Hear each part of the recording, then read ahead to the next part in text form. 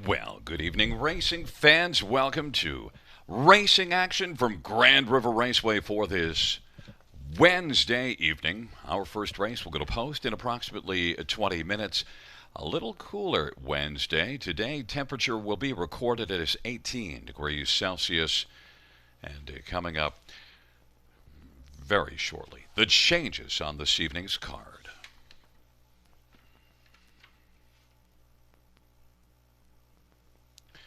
Well, fans note in race number 1, number 5, Upton Abbey Hanover, has an equipment change, bridle change. Blinkers to blind bridle, blinkers to blind.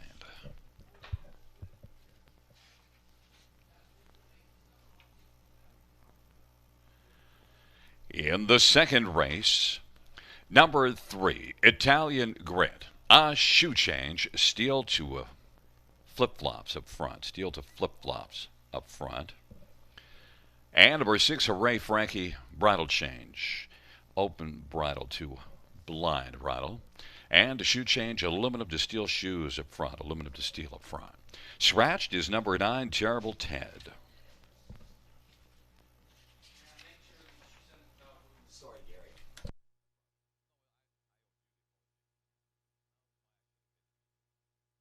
In race number 3, Fly Santana, bridle change, blind blinkers. 7, Eva's Best Girl, blinkers to blind, blinkers to blind.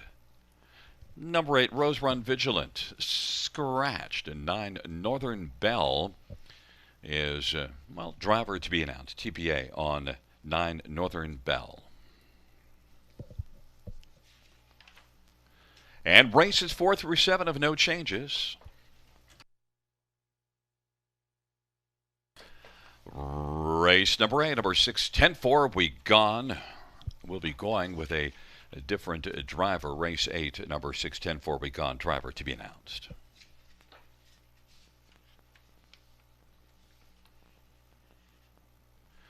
And races 9 and 10 have no changes, which means there is a change in race number 11. And the 11th race, note that number 4, Style Snapshot, is scratched. Race 11 scratch 4, Style Snapshot. Once again, reviewing races 1 and 2. Race 1, number 5, Upton Abbey Hanover, bridle change, blinkers to blind bridle. The second race, number 3, Italian Grit, shoe change, steel to flip-flops up front. 6, Hooray Frankie, has a bridle change, open to blind bridle, and a shoe change, aluminum to steel shoes up front. And scratched is number 9, Terrible Ted. It is now 16 minutes to post time and time to, well, it's actually not quite yet time to welcome in our host, but coming up very shortly.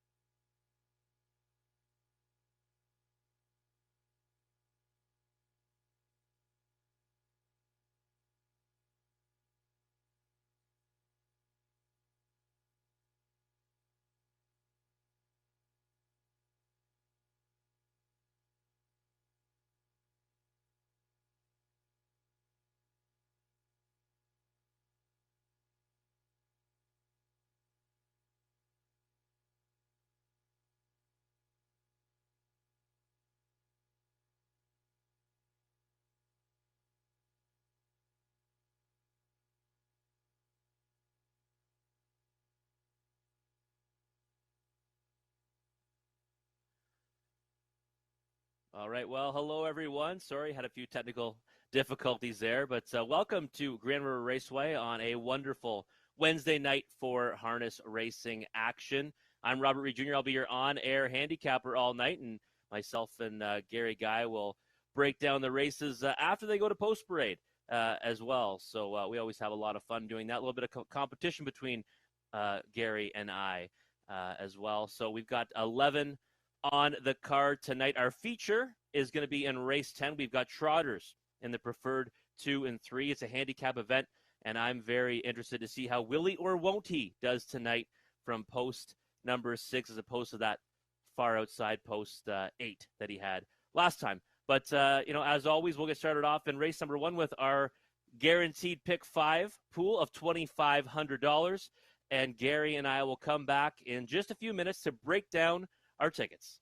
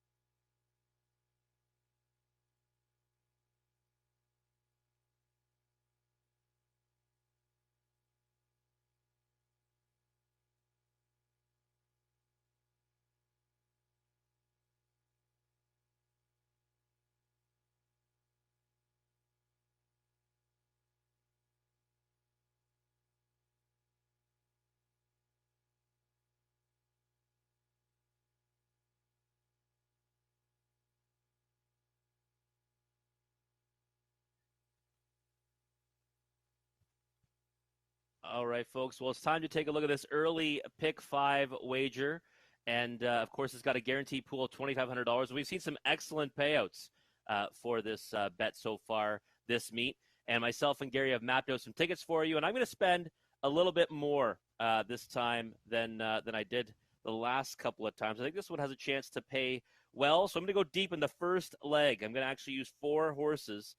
I'm going to use the 3 Spicy Trickster, the 5 Ufton, Abbey Hanover, 6 Monsoon Hanover, and 7 Chamois Hull. Chamois Hull is my top selection right now, 14-1, which is a big price to me. I don't have the even money favorite right now, cruising on by, but I'm going to go 4 deep in this opening leg. And then I'm going to go all in on number 4, Aim High Hanover, in race number 2. I thought this one raced fantastic in her last 2, and I think she's poised to win back-to-back here now from a better post in the 4-hole.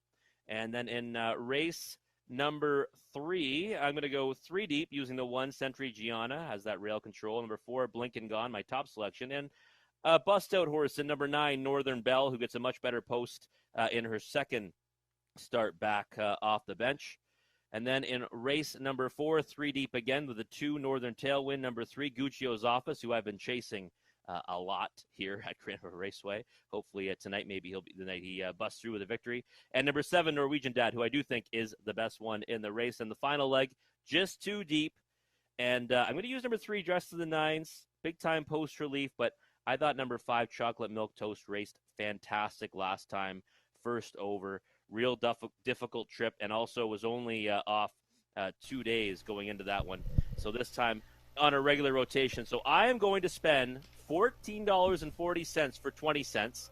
The ticket would be $72 for $1, but you don't have to do that. Just bet it for 20 cents, $14.40. But I want to see what Mr. Gary Guy is doing in this sequence. Well, one thing, I'm doing it a little cheaper, $6.40. We're sort of similar but different, if that makes any sense. We both have the same idea in the first race to take a bunch of horses because I think it's a pretty wide open dash. And I have the 4, 7, 6, and 9. I should tell you one area where I'm differing. I actually have 4 Ranger Rob as my top pick in that race. So that's one area where we differ, but yet we do have 4 horses each, and so we have some similarities there as well. Second race, where we're very similar, Aim High Hanover as a key. The third race, I have the 1 and 4, did have the 8 but scratched out, and so the 1 and 4, you have an extra horse in 9 Northern Belle, but I have the 1 and 4. In the fourth race, we both have 7 Norwegian Dad is the one to beat. I have 4 horses in there. I have the 2, 4, 6, and 7, and you have the 2, 3, 7. I'm not chasing Guccio's Office, so we'll see how that turns out. In the fifth race, you went with a couple of horses, and you said that Dressed to the Nines is your top pick. I have the Chocolate Milk Toast as my top pick, and alone. So I'm keying in both the second and fifth, and then using 4 horses in the first leg, and also 4 horses again later. So it'll be interesting to see how it goes, but at least I went cheaper, so when I'm out I didn't lose as much. That's a consolation prize for me. There's a look at the pick 5. How about the first race? Rob, some thoughts there? Yeah, for sure. Let's take a closer look at this first race. And you know what? I went with number 7, Chamois Hull, because, you know what? I thought this one raced a little bit better than the line would appear last time. Had the pole position, which post 7's a very different starting spot tonight, but did get interfered with early, and the interference wasn't a minimal one. Actually, probably cost his horse a few lengths anyways in that first turn. Then went first over, lasted a long way first over before kind of giving it in late when Peter Crown was much the best. So I think Chamois Hull, second start now for these connections, has a big chance to go out there and produce another solid effort. 11-1 to me is a massive overlay on this one, even though this one does have to leave from the 7 hole. In for second, I got number 6, Monsoon Hanover. Second to Prestige Worldwide last time. Well, Prestige Worldwide's been racing fantastic, here at Grand River, back-to-back wins and dominant ones at that. So I think Monsoon Hanover deserves, the respect he's getting right now at 7-2. 2-hole trip last time, again, from the rail, but I think this one is versatile, can get away from that post 6. And then in for third, number 5, Ufton Abbey Hanover.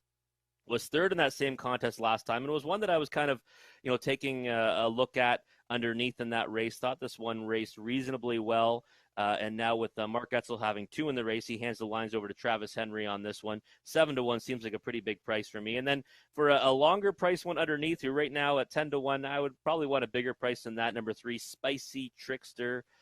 First start, in a very long time for this one. Didn't race at all in 2020. First start back in a very long time last time, and finished, a decent 6th, I would say, from the 7-hole.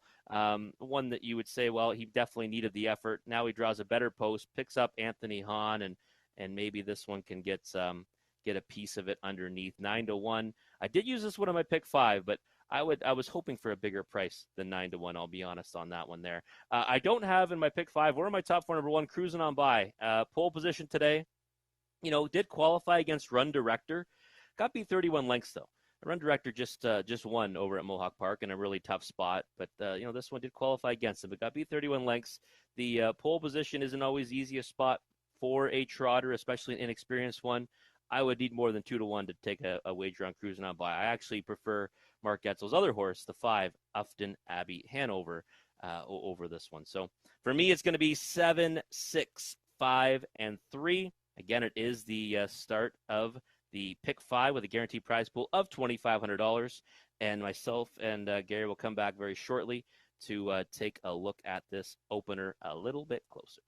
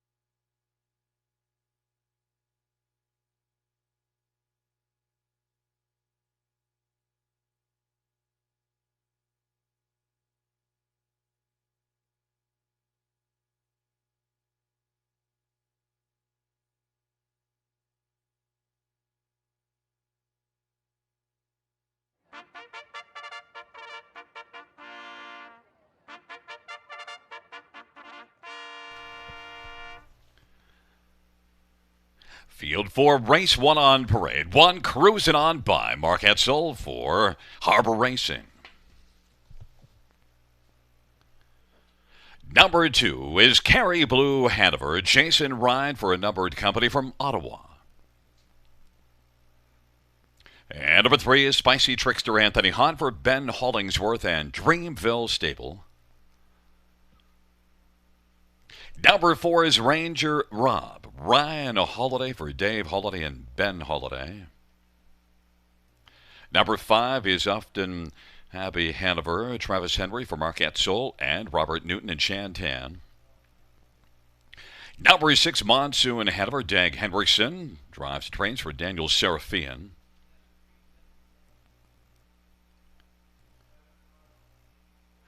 Number 8, Run Like Hill, Scott Young for Ben Hollingsworth and Dreamville Stables.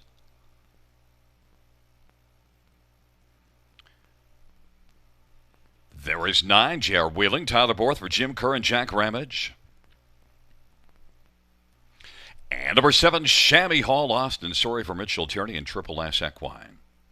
Field of 9, race number 1, first of 11 dashes on this Wednesday evening, and we'll take a look at this field, and we'll bring in our handicapping color man, Rob Reed Jr. And Rob, first up, we're going to take a look at your top pick, Ken's top pick, and not mine. Number 7, Chamois Hall. Gotta love that first up trip last time out to finish third, and the win before it.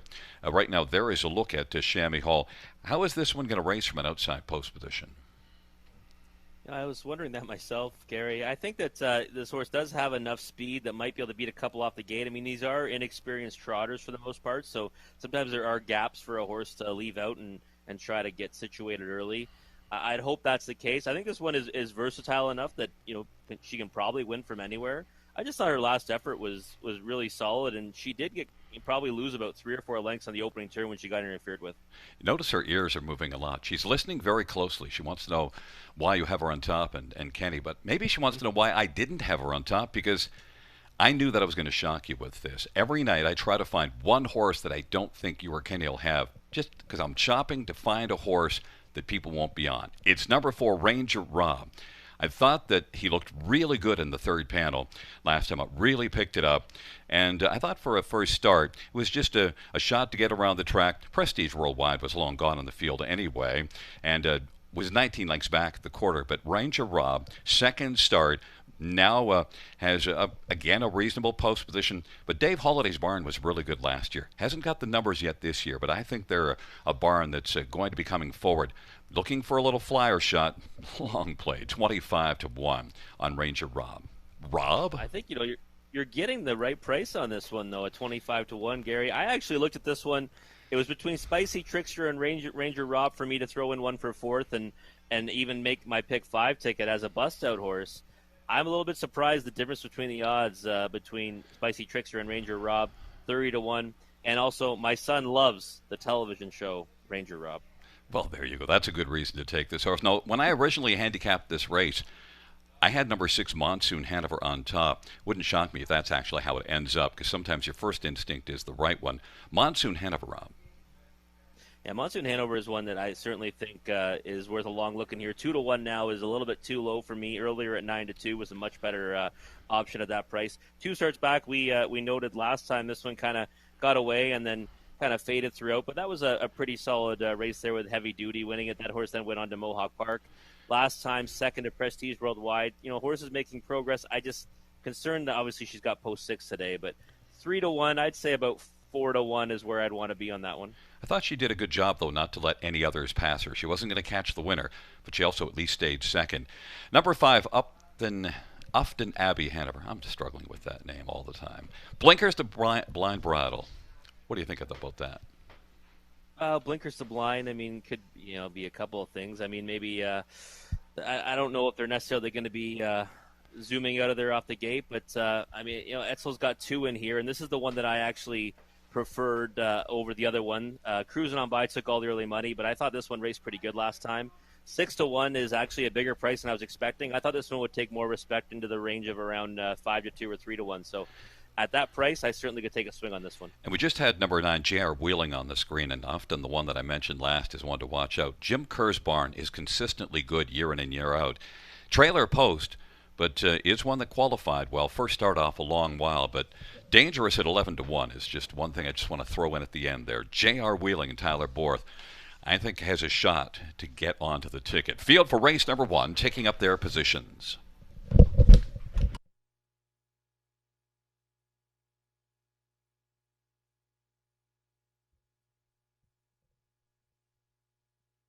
Field for the first race is at the top of the stretch. Field of 9. And off stride is cruising on by. Ranger Rob comes flying out. Monsoon Hanover, Upton Abbey Hanover, and down to the inside is Kerry Blue Hanover, and they work around that first turn. Ranger Rob is able to grab the early lead. Monsoon Hanover is filling the pocket. Run Like Hell is on the outside, racing third. Then Kerry Blue Hanover is racing fourth, and then fifth in line is Upton Abbey Hanover. But it is going to be Run Like Hill who's going to come on. Monsoon Hanover made a break in stride, and Run Like Hill from the outside post made the lead at 3-1. Ranger Rob is racing position to second as they work their way on past the opening quarter. Kerry Blue Hanover is third. Upton Abbey Hanover is racing position fourth, and Chamois Hall is fifth right now and is about 10 lengths off the lead. Monsoon Hanover trying to recover from an early break, and then J.R. Wheeling and Spicy Trickster as they race their way off the turn and head up towards the half off that 29-3 opening quarter. And off stride is Chamois Hall now. It is Run Like Hill. Run Like Hill. Ranger Rob keeping a close watch on Run Like Hill. Kerry Blue Hanover is third. Upton Abbey Hanover is racing position to fourth as they work their way into the backstretch off a 59-3 halftime, and it is Run Like Hill. Ranger Rob is intently watching the leader as they race on down the backstretch. Ranger Rob at 17-1, and now coming on, Upton Abbey Hanover is taken over third, but is still about 10 lengths off the lead. Then Kerry Blue Hanover and J.R. Wheeling, but the front two have got away from the field at this point as they race on to three quarters, 129. 129 and 2. Upton Abbey Hanover, though, is closing. And then it is J.R. Wheeling now, sweeping up on the outside to take fourth, and then Kerry Blue Hanover. It is Run Like Hill. 3/4 129 and 2. And Run Like Hill and Ranger Rob. Run Like Hill on the inside. Ranger Rob on the outside now is going to try to call a Run Like Hill as they come on down the lane. Run Like Hill and Ranger Rob. Ranger Rob is closing hard, but Run Like Hill, and Ranger Rob. Run Like Hill got the job done. Ranger Rob was second. Upton Abbey Hanover. And then J.R. Wheeling, 2 minutes and 4/5. And Run Like Hill from post 8 sprinted out, was able to grab the lead, and then kept on going, although was challenged heavily in the lane, Rob. Yeah, and we often talk about following the money, Gary. This is one here that I guess I didn't really see until very late, 3-1, which is a lot more respect on the odds board than I was expecting for this one. I'll be honest, I didn't really see this one coming. I know came out of that same qualifier with Run Director. So I mean, if you did like the one cruising on by, you certainly had to like this one. But post 8 and all, Scott Young really never looked concerned in the stretch either, did he? No, although at the top of the stretch, I thought maybe when Ryan Holiday pulled out, but then it just didn't materialize. Still beating a neck, but at 17-1, that's not a bad shot. No, not at all. It was a great selection by you, Gary. And when you get 17-1 on a horse and you get a 2-hole trip and you almost get there, it's almost as good as a victory, especially if you had this one in exotics or even a place wager. Unfortunately, though, your pick 5 ticket, wow, that would have been a massive bust out. Yes, it is. But on the flip side, we're all out of the pick 5. Yeah, it's good. It's an early night, anyways. I'd rather go out in the first leg than the last leg, so that's okay. Get the misery done early. But I'll tell you, no misery. If you back number 8, Run Like Hill, Scott Young knew he had a good horse and drove this one like he was serious and was able to stay serious right to the finish. 8-4, 5-9 is the top 4. Coming back in front of us is number 8, Run Like Hill, a 4-year-old Muscle Hill Bay gelding by Dreamville Stable. Ben Hollingsworth is the trainer. Scott Young had the answer in the first with Run Like Hill. First start of the year and first win lifetime.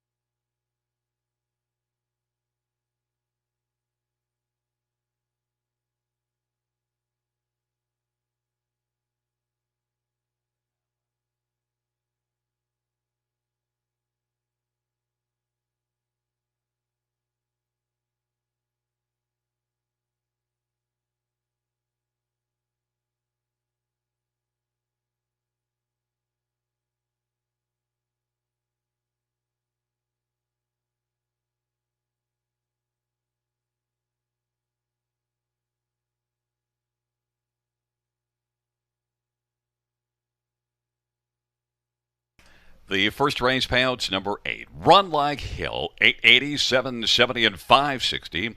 For Ranger Rob, 1630 and $5.05. Upton Abbey Hanover, 460. $2 exactor, $93.50. Ride, $347.45. What he said, Superfecta, 638.68. Ka-ching.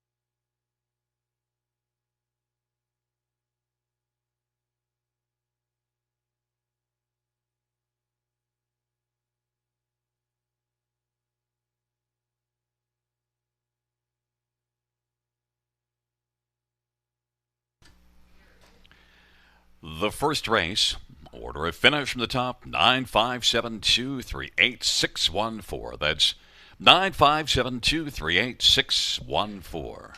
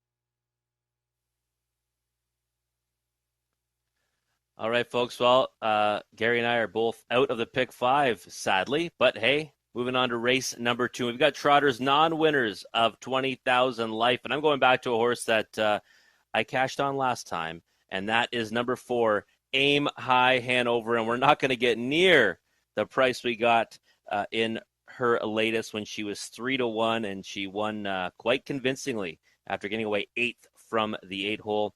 1-2 on the board right now. I guess I shouldn't be too surprised. It was an impressive effort last time, and well, she actually barely fits this class.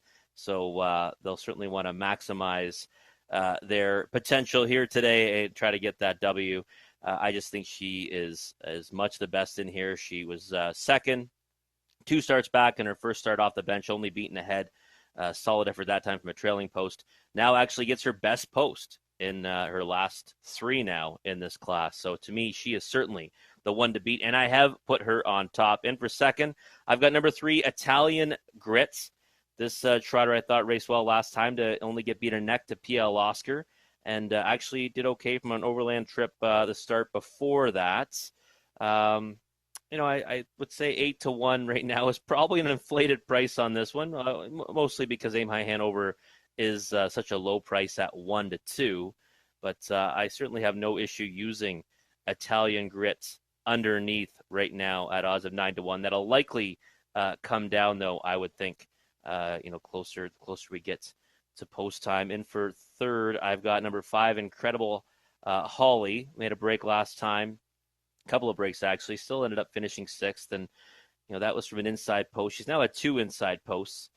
Now draws post 5, but I think that she's certainly capable of landing underneath in here. And I think that some of the horses that I'd be worried about to land on the ticket ahead of her have drawn outside of her. So 21-1 on her again. I think that will come much lower before post time. I think she's one you definitely want to use underneath. And then under the bottom spot of the super for me is number 1, Peter Crown.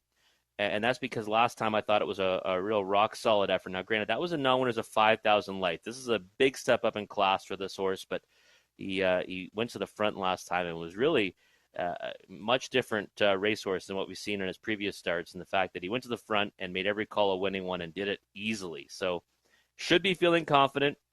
It was a rock-solid effort. Second start off the bench. Now third start off the bench. Should even get a little bit better. 5-1, a little bit shorter than I'd want on Peter Crown, though. But the horses are starting to come out onto the track, and very shortly after the post break, Gary Guy and myself will come back and discuss a little bit further.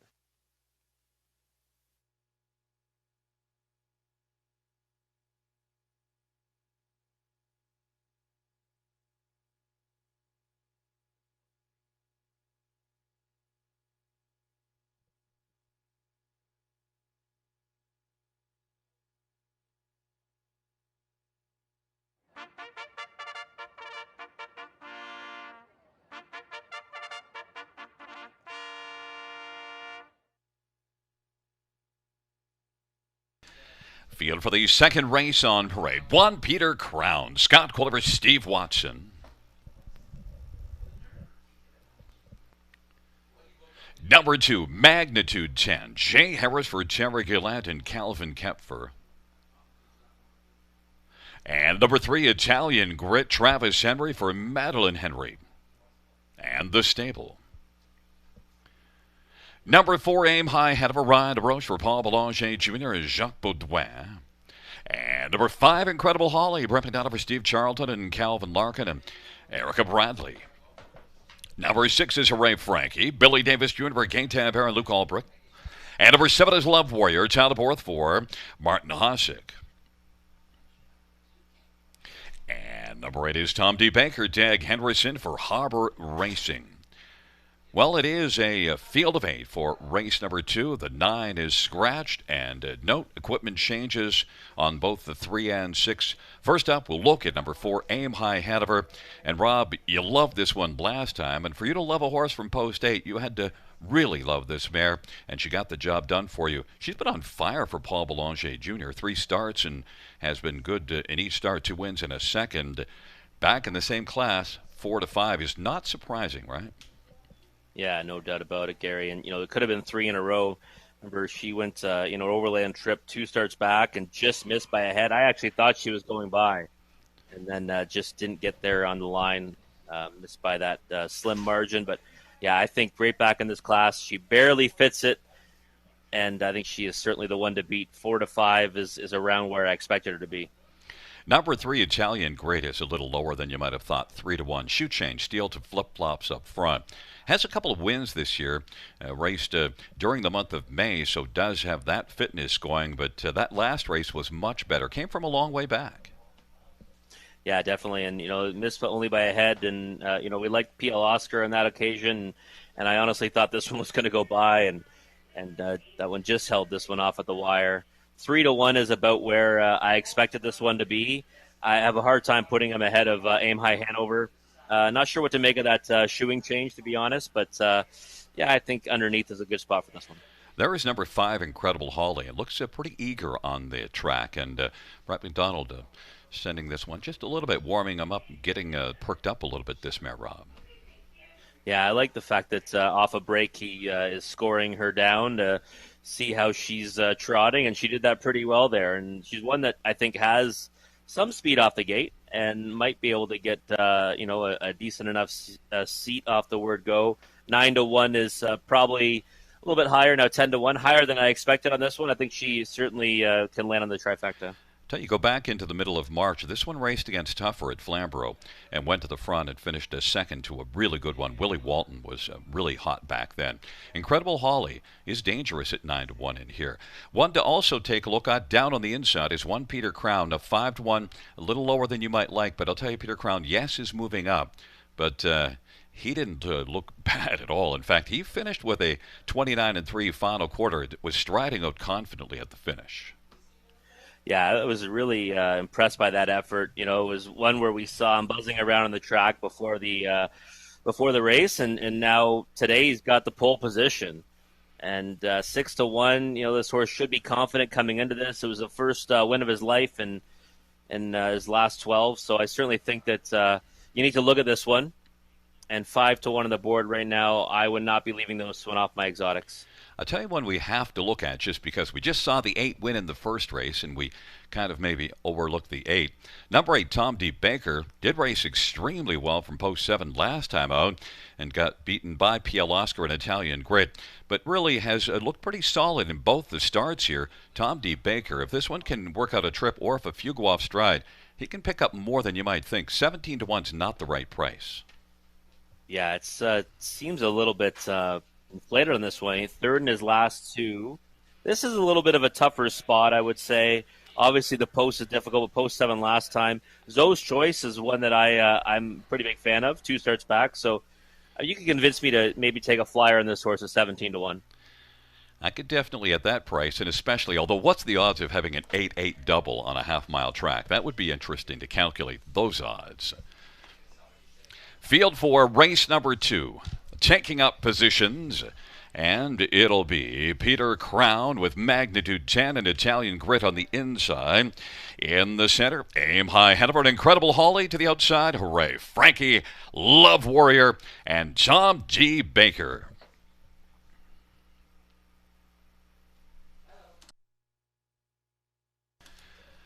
Field for race number 2 is approaching the top of the stretch.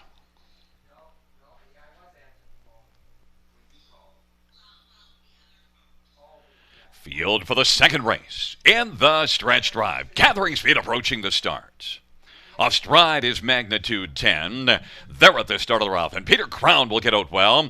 Aim High ahead of her, Incredible Holly, and Hooray Frankie. Then Love Warrior is fifth away. Then it is back to Italian Grit, and then Tom D. Baker. And back after that early break was magnitude 10. On down the backstretch they go, and Peter Crown was able to grab the early lead. Hooray Frankie is second. Aim High ahead of her, the 2-5 favorite, is third right now, and is about 5 lengths off the lead, and works in front of Incredible Holly, who is positioned fourth. Love Warrior is fifth, and then it's Italian Grip, and back further is Tom D. Baker, then Magnitude 10. 29 seconds the opening quarter, and Peter Crown and Scotty Coulter has got the front position right now and leads it by a length and a half. And Hooray Frankie is second. Aim High Hanover is angled towards the outside and giving cover to Incredible Holly as they come off the turn. It is Peter Crown as they roll towards us. Hooray Frankie racing second in the pocket. Here comes Aim High Hanover, moving up consistently on the outside now to be only a length and a half back. And Incredible Holly's in a good spot, second over fourth. 1 minute and 2/5 is the halftime. And then it is Love Warrior. And further back on the outside, Italian Grit, and Tom D. Baker is on the inside, second from last. They race on down the backstretch. Peter Crown, Aim High Hanover to the outside. Aim High Hanover now has moved up, then is about a length back, but still Peter Crown is digging in. Peter Crown is going to add to the lead. It's back to a length and 3/4 as they hustle on to 3/4. On the outside, Aim High Hanover has work to do. Hooray Frankie is third, and then it is Incredible Holly and Italian Grit and Tom D. Baker. 3/4 1:29 and 3. Peter Crown. Peter Crown to the top of the stretch, but Aim High Hanover is coming again. Aim High Hanover has dead aim on Peter Crown. On the inside, Hooray Frankie, and then fourth is Incredible Holly on down the stretch drive. Peter Crown has dug in some more. Peter Crown, and on the outside, Aim High Hanover. Aim High Hanover just got there over Peter Crown. And then Hooray Frankie and Incredible Holly, 1:59 and 1. Aim High Hanover had to work very hard to get by a stubborn Peter Crown, who raced exceptionally well, Rob. Yeah, Peter Crown definitely was feeling himself and confident after that win last time, and known as a 5,000 life. But, you know, Gary, we said it before, when you've got the best horse in the race, first over is not the worst spot to be. And boy, did she ever respond in the final 16th there when Ryan DeRoche asked her. A patient drive by Ryan DeRoche. I thought Scott Coulter tried to break this mare's heart on the final turn when he tried to drive away from her, but she tracked Peter Crown down right on the line. Yeah, it's only in the last about, well, right there, about, let's say about 10 feet from the wires where she goes by. But still, that's all you need as long as you're in front at the finish. But, boy, you do have to respect that Peter Crown now has moved up and proven that he belongs with this bunch, and he'll be tough. He has gate speed, too. It's very nice off the inside. Yeah, definitely. He's shown a new dynamic, that's for sure. Didn't show much speed before last time, and you know, we were noting how he was buzzing around the track before that last effort, and today, again, pushed out well from the rail, and he'll be definitely one that we'll be probably talking about you know, in weeks to come. But Aim High Hanover. A lot of work, though, to get down a 2-5 shot, that's for sure. Absolutely. And number 6, Hooray Frankie at 45 to 1 will help the attractor in ticket pay. Incredible Holly did race well, but only managed to finish a fourth at 19 to 1. Post position did in Tom D. Baker, just sat back, and the field didn't come back to him because they went to the half in a minute and 2. The mile was 59 and 1, and that makes the outside post position not really work if you don't leave. Yeah, absolutely. I think next time we'll have to tab that one inside post. We'll come back to it. There's a few horses tonight, Gary, that I'm on, especially in that preferred. Willie or Woney had that outside post last time. Such a big difference when you get a better starting spot. Wheeling back in front of us will be the winner of race number 2.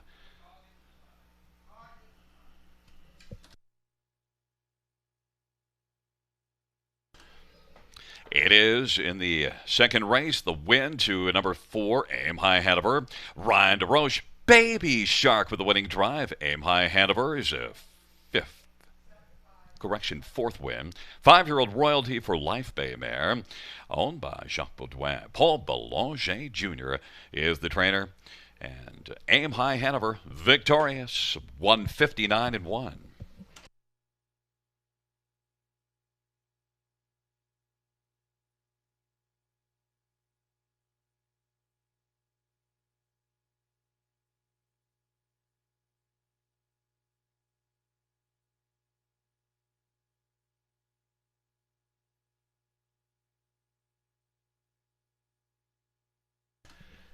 The second race payoffs. Number 4, Aim High Hanover, 282, 42.10. 1, Peter Crown, $4, 326. Ray Frankie, 12.50. The double of 8 and 4, $22. $2 exactor is $7.60. The dollar try, $90.80. Dollar super, $370.10.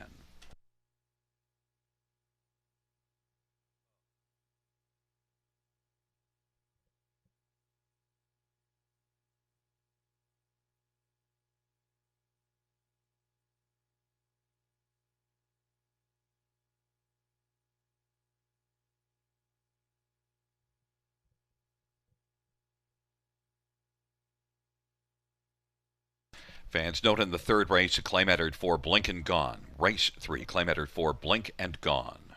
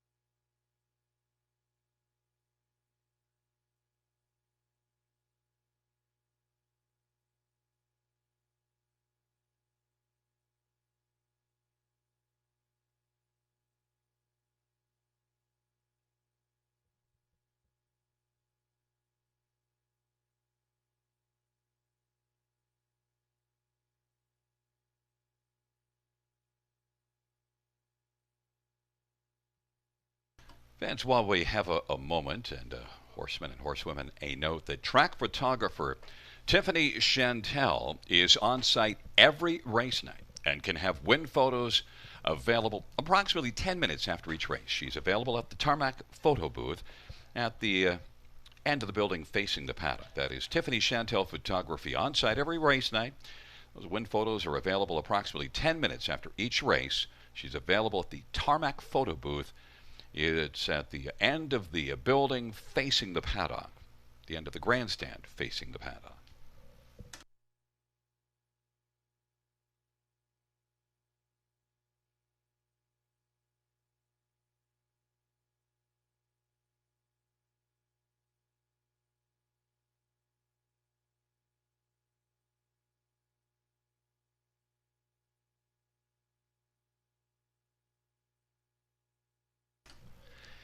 The second race order finish from the top is at 286 14375. That's 286 14375.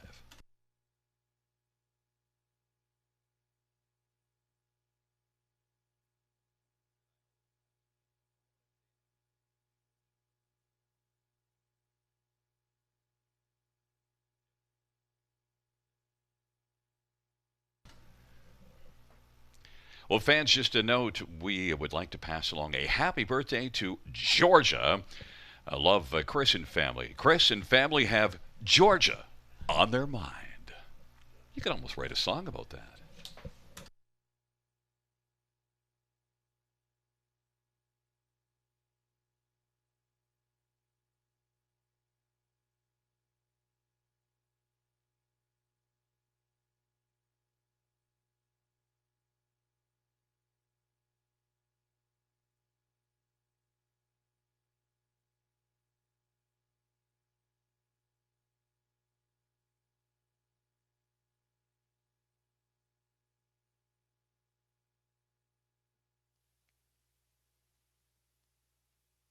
All right, folks. Well, it's time to take a look at race number 3, and it is the start of our early pick four. So start mapping out your winning wagers for that one for as low as 20 cents on the denomination. We've got Filly and Mares Claimers. $8,500 is the price tag for these ones.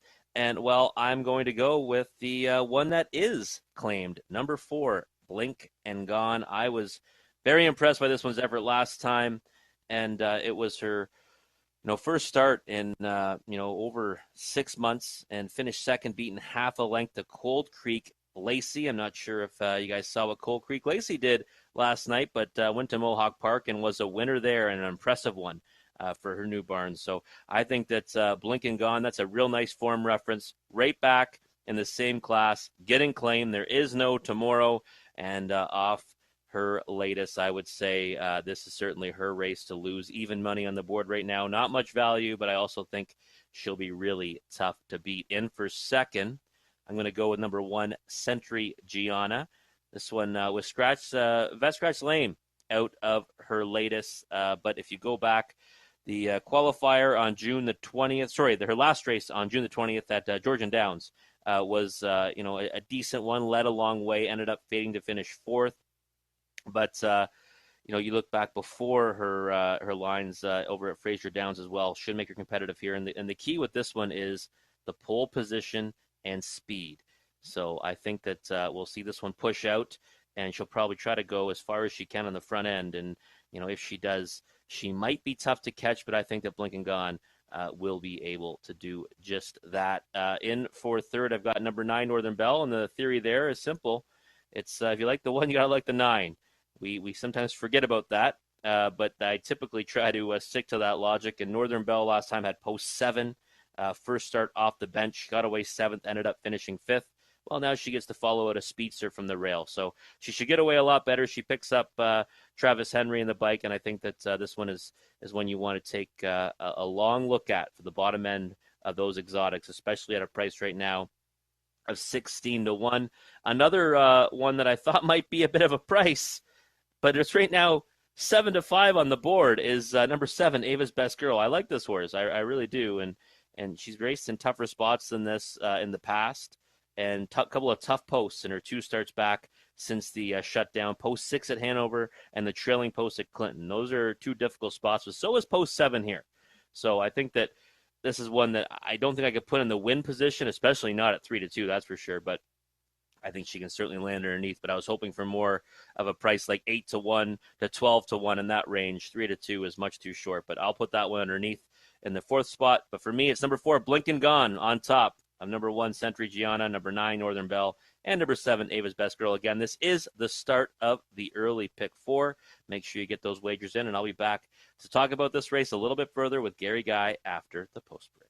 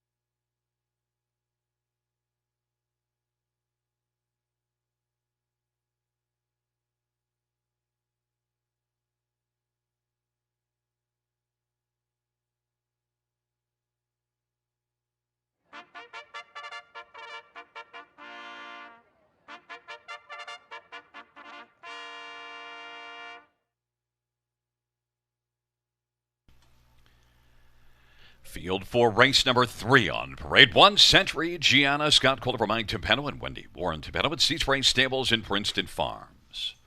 Number 2, Dex the Land, Billy Davis Universe, Sheldon Rose.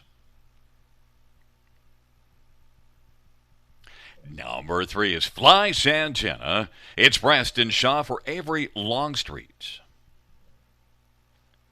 Number 4, Blink and Gone. Scott Young for Rick Wade and Mike Bosher and Ruby Gabris claim entered.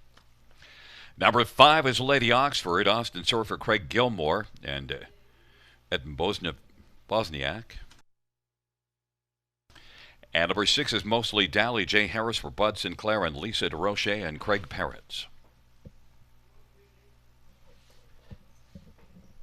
Number 7 is Eva's Best Girl, Brett McDonough for Jim Lee.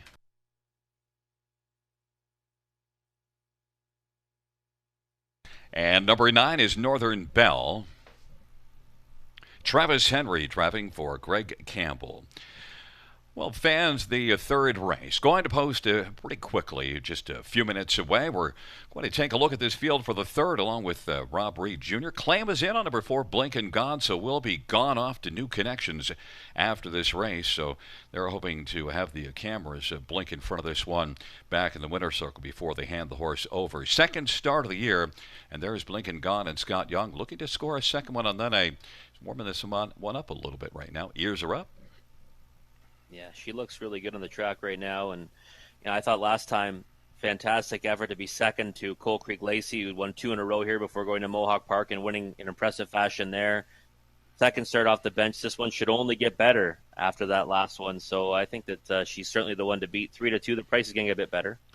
The lone win last year was a little wind shy last year, 24 starts, but the lone win was at Flamborough in 57.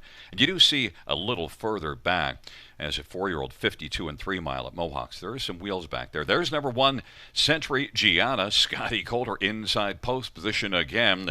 And Century Gianna looks a little bit perky right now. The thing to be worried about, scratched vet lame from the last start, but I have regard for the barn.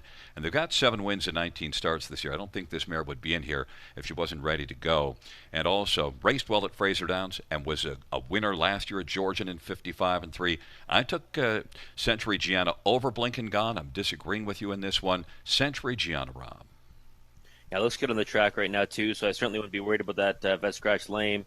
She does have a lot of speed, right? And pole position, should be blasting out of there. Might be able to seal it on the front end. I'll try to do that at Georgian Downs on June the 20th. So I certainly think that she is the main danger for Blink and Gone. Northern Belle is the one we're looking at right now. Travis Henry gets the drive. Your third one at 30-1. People aren't a believer, but you're a believer. Now, had a tough post last race, but certainly raced well the start before it. The problem is the start before it was April the 2nd, Rob.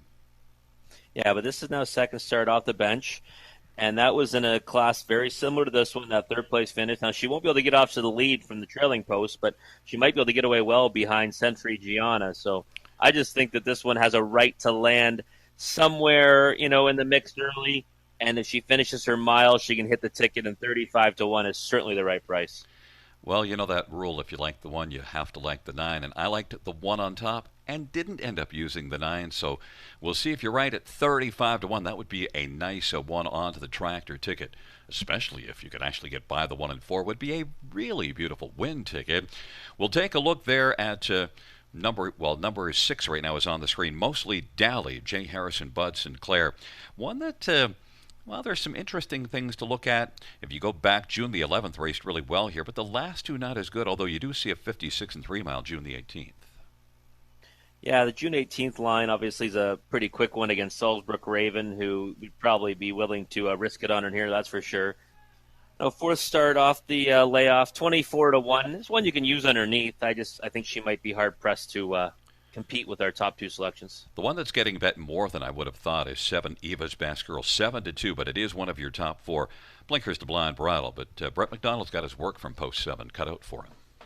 Yeah, I really liked this horse as an underneath play at a price, but boy, did I ever get shocked when she's now bet down to 9-2. It's still pretty low on this one, but I think she's got a chance to land underneath.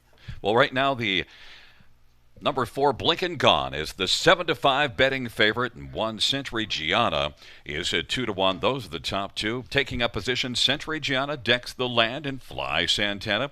On the inside, Blink and Gone and Lady Oxford in the center. To the outside, mostly Dally. Eva's Best Girl, second tier, Northern Belle. It's a field of 8, race number 3. They're into the stretch drive, and here they come.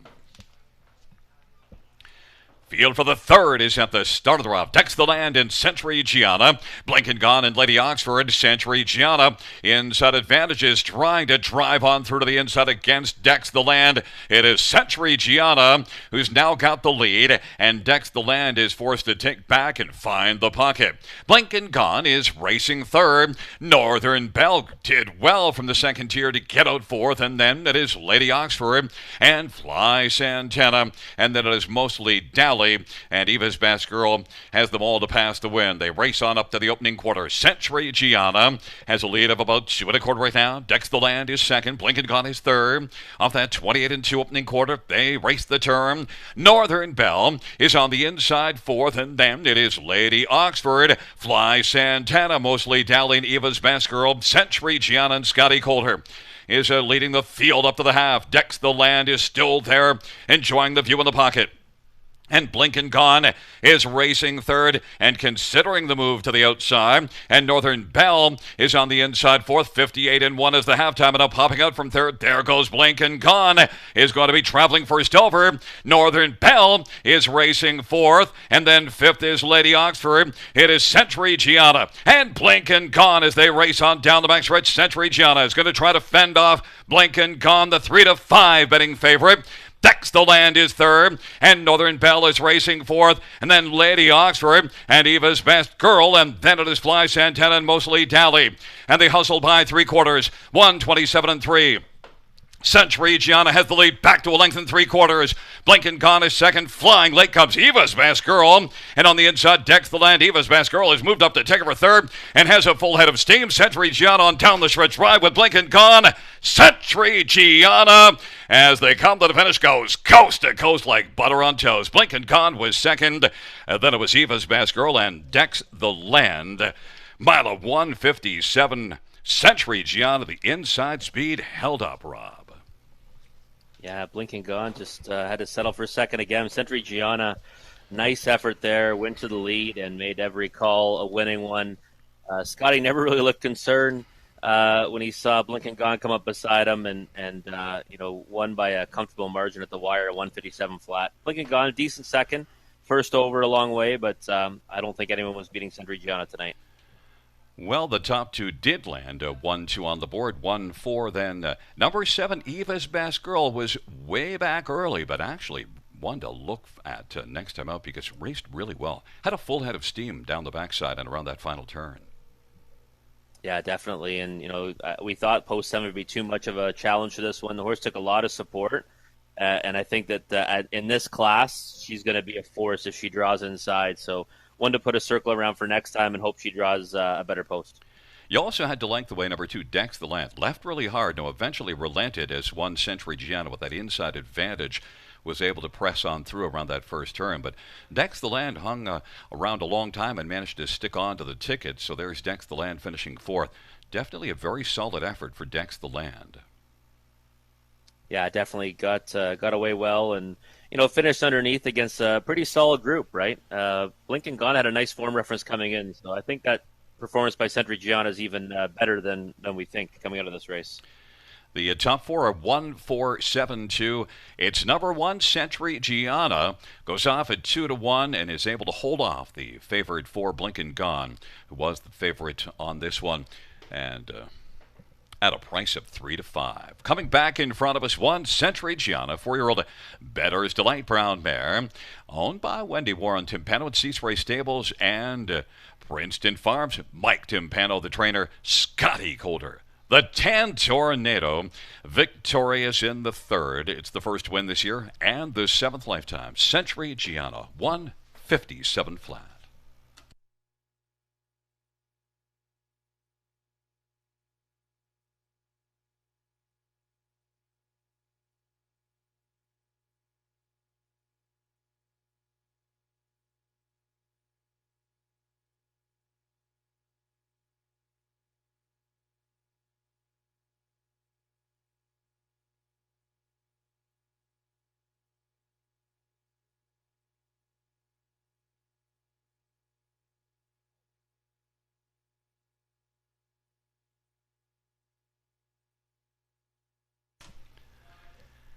The third race.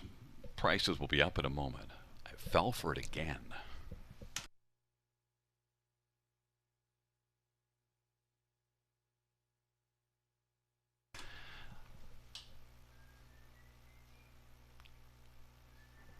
And the prices are on the board. I'll never learn.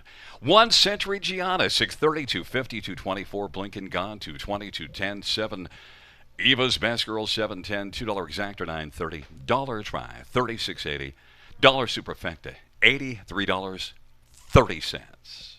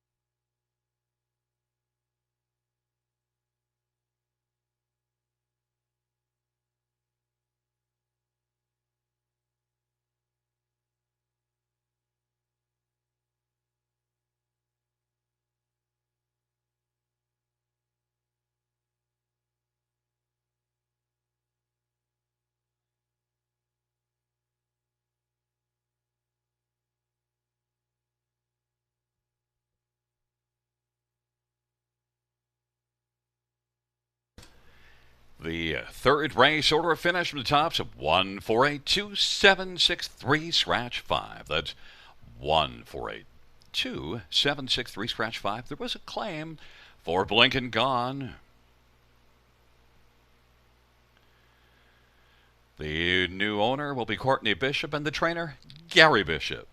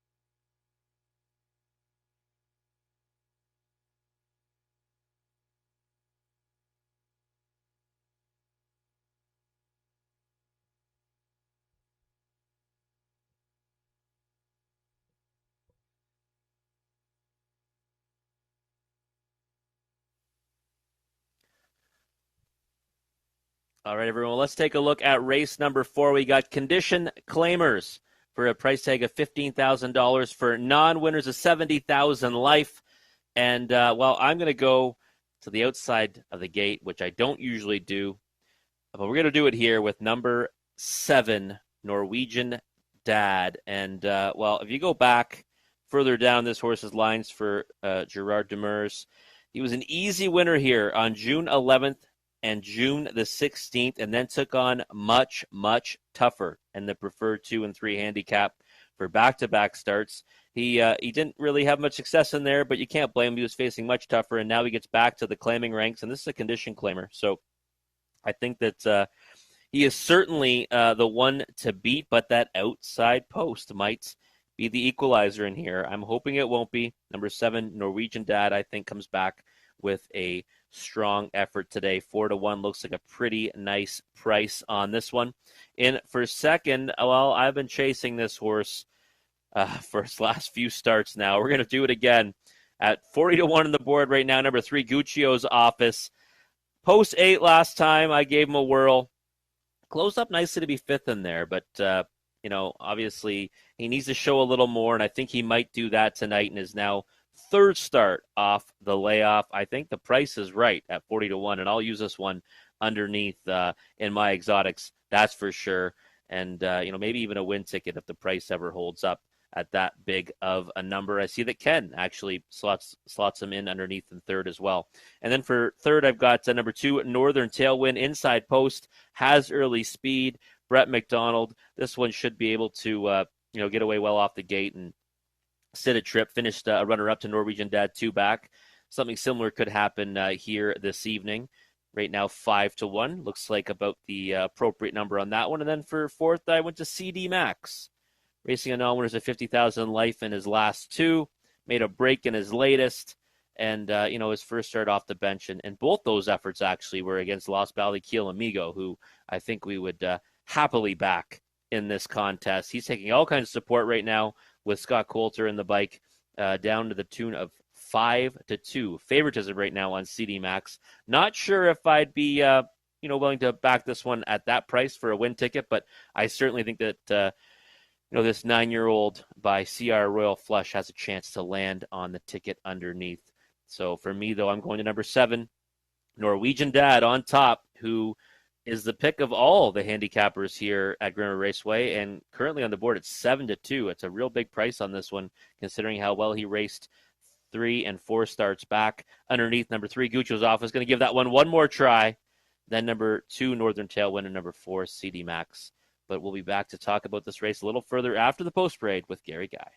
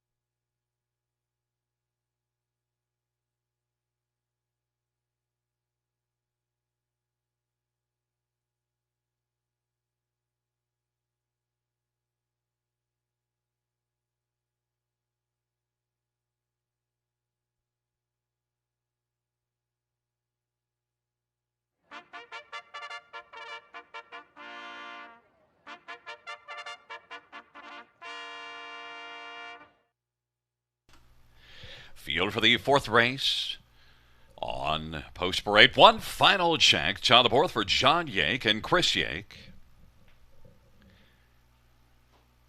Number 2, Northern Tailwind, wrapping down for Jen Rankin. Number 3, Guccio's Office, Steve Charlton for Kathleen Charlton. And number 4, CD Max, Scott Coulter, Gary Mahan, and David Williamson, and Paul Mahan. And number 5, Archie Hill, Steve Houdon for Gino Toscani. Number 6, Spend That Money, Travis Henry for Jason McGinnis and the stable.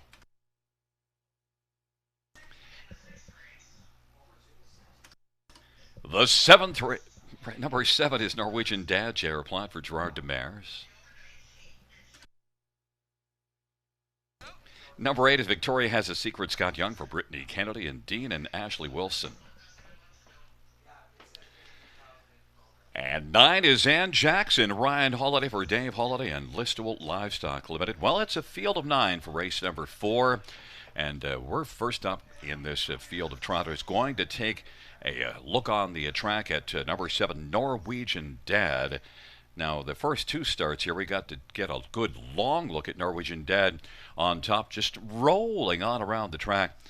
The only thing, Rob, is those last 2, I mean, they weren't great. This is my top pick, and came home in 34-3 last time out, and 33-3 the start before it. The drop is pretty substantial, though. Yeah, the drop is definitely substantial, and it's really the big question, right, Gary? Do you want to go with the lines that we see 3 and 4 back, or do you want to maybe think that this horse maybe has lost his confidence, and this might be difficult spot from post 7? Even money now, when he was 7-2, I was getting a little bit excited. Even money is certainly less to want to rush to the windows on this one, but he certainly looks like the one to beat if he comes back to those previous efforts. I think he looked pretty sharp there with what we saw. And also, when you look at those opening quarters, 28-1 and 28-4, it just went too fast for him to keep going. There's the horse that you love a lot more than Kenny and I do. Number 3, Guccio's Office, the chestnut. You're going to try again. You get the better post position. Yeah, just try again sometimes, right? Well, I mean, Kenny put the horse in for 3rd. Better post today. I still love that effort back on March 25th at Flamborough Downs, and maybe I'm just reliving that race too many times over and over again. 2 starts back, definitely needed the effort. Last time, no chance post 8, 35-1. Maybe I take a flyer on this one tonight. Well, the price is certainly enough to do so. Number 2, Northern Tailwind, getting a lot of love at 9-2. Now 5-1 on the board, is currently the second choice on the board. Now, First Up Trip did him in last time out, but still overall hits a decent mile here the start before it, and was racing well back in March at Flamborough. Yeah, inside speed, I think, is the key with this one.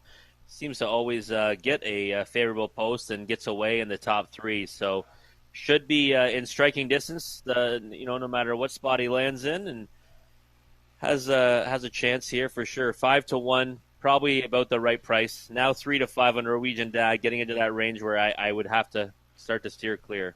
Now, you might have noticed that I had 4 CD Max as my second choice. Well, both of you and Kenny had this one a little further back. I actually had CD Max on top, and then I thought, no, that's asking a little too much. But I'm all on the driver change, Scotty Coulter, maybe just a different look. The one thing that concerns me, made breaks in 2 of the last 4, but CD Max is one that also, I saw this one win here last year in 59-1, and CD Max, I just expect a better outing here. 9-1 seems like a nice price to take a flyer on.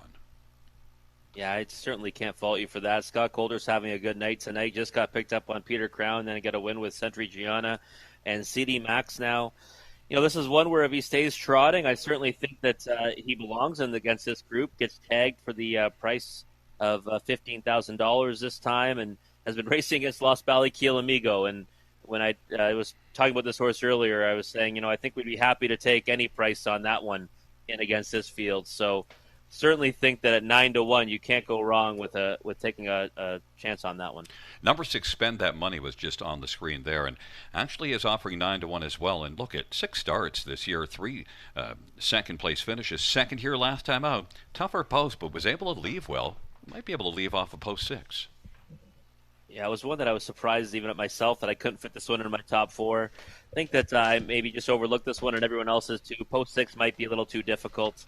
I don't know, 9-1. Feel like the horse is probably the right price, but for me, I left him out of my top 4.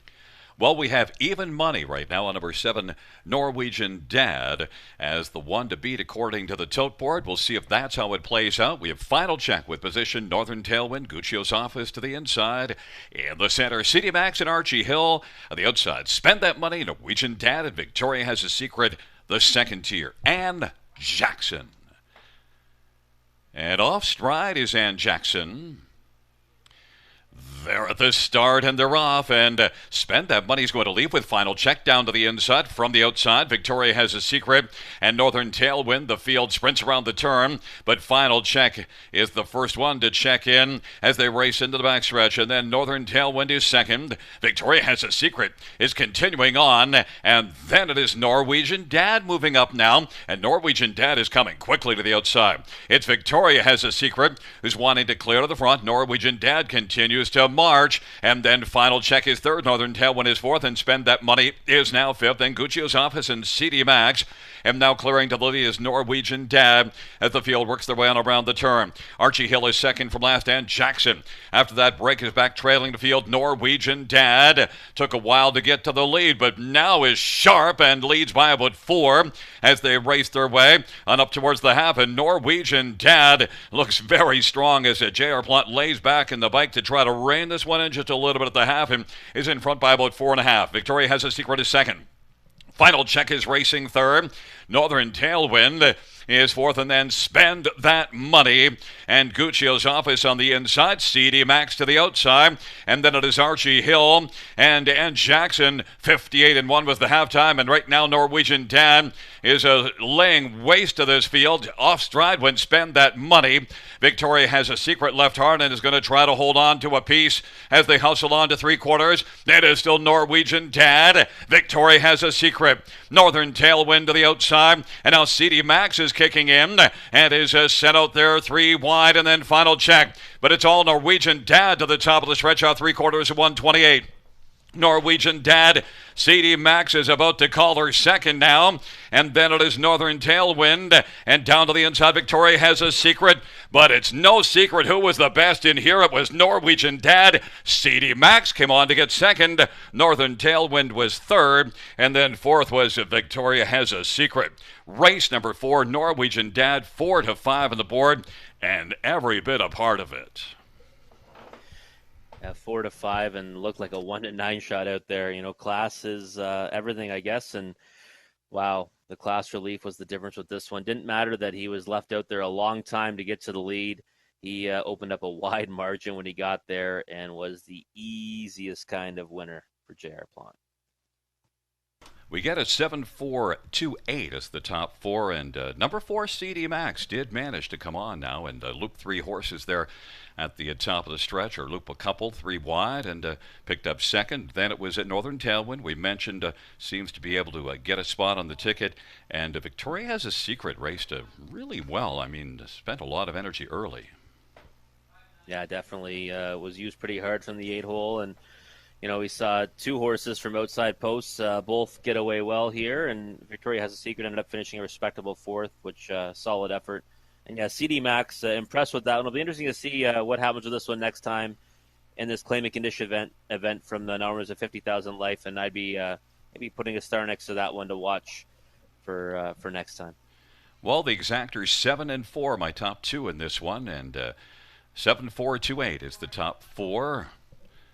Wheeling it back in front of us will be the 4th race strong winner, number 7 Norwegian Dad, a 5-year-old Uncle Peter Bay gelding, owned by GLD Incorporated Stable of Dundas. Gerard Demers is the trainer. J.R. Plant, the winning driver. It's the 3rd win this year and the 7th lifetime. Mile of 159.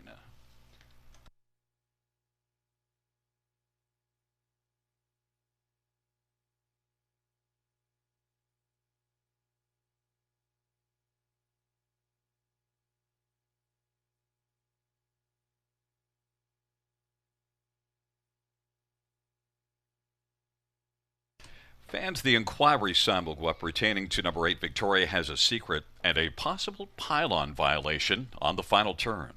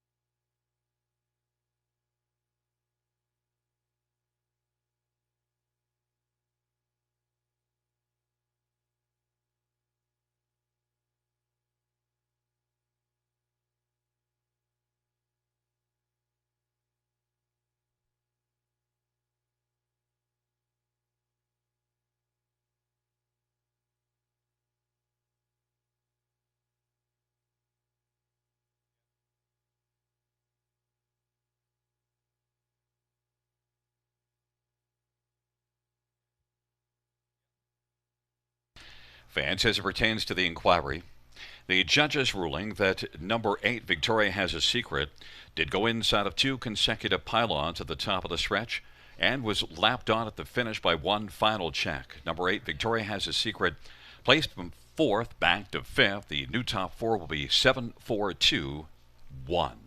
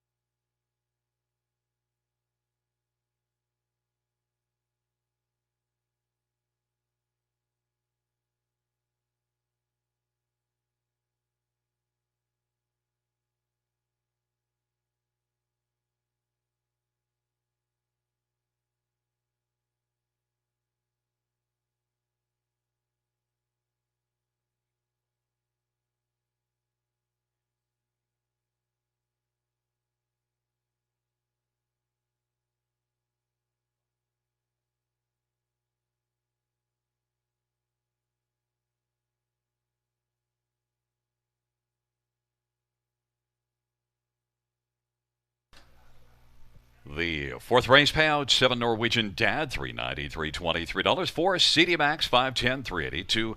Northern Tailwind, $4. $2 exactor, $13.40. Dollar Try, $33.60. Dollar Superfecta, $105.75.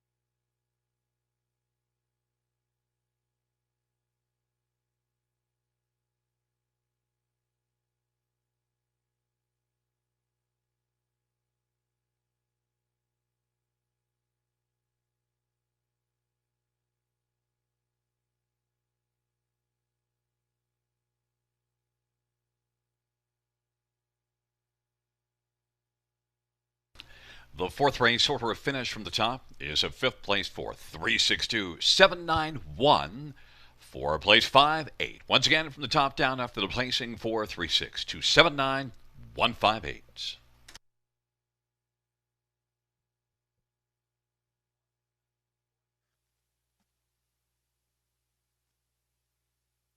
All right, folks, let's take a closer look at race number 5. It is the start of the pick 3, so try to put together 3 winners. You might get a decent payoff, and this is for Filly Mares non-winners of 2000, last 3.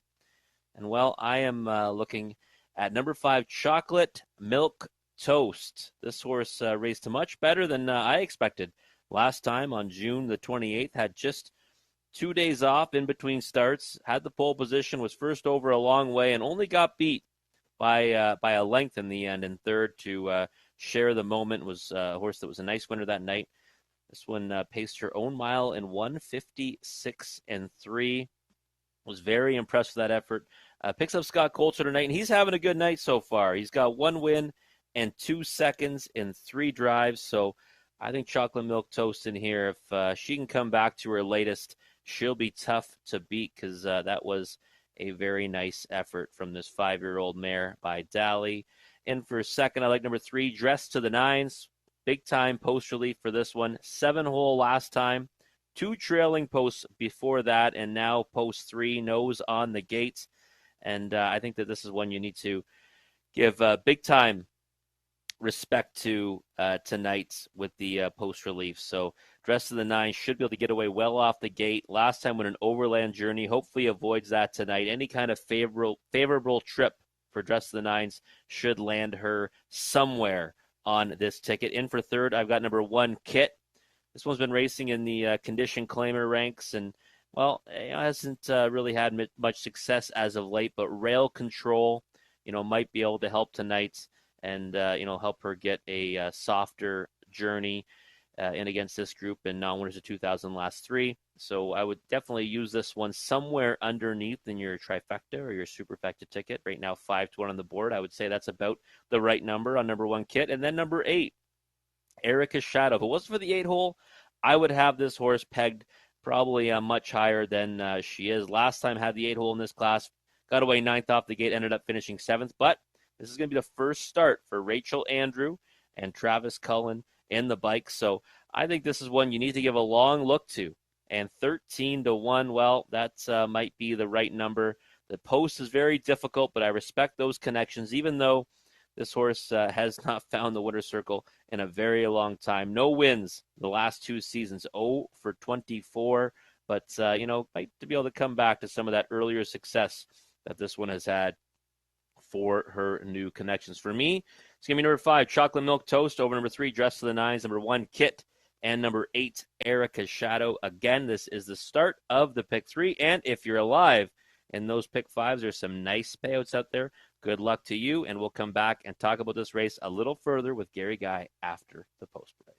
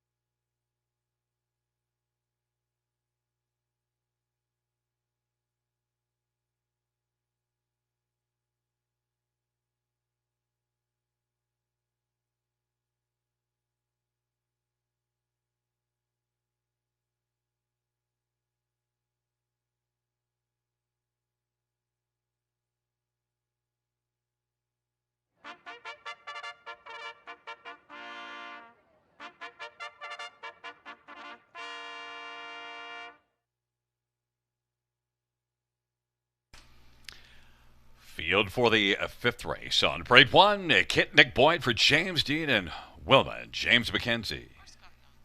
Correction. It's Scott Young driving. Number 2 is Maddie's Credit, Natasha Day for Cassidy Schneider and Colonel Schneider Jr. 3 is Dressed to the Nines, Nick Stewart for David Fry and Stuart Bolander. And number 4, Transcendence Toddamore for Gary Kingshot. There is number 6, Lifelong Dream, Jay Harris for Greg Merlot. Number 7, Devil Tiger, Ryan DeRoche for Peter Finnegan and IP Finnegan. Number 8 is Erica's Shadow, Travis Cullen for Rachel Andrew. And 9 is Skippy's Misbehavin', Preston Shaw for Terry Onoa and Sylvia Pierce.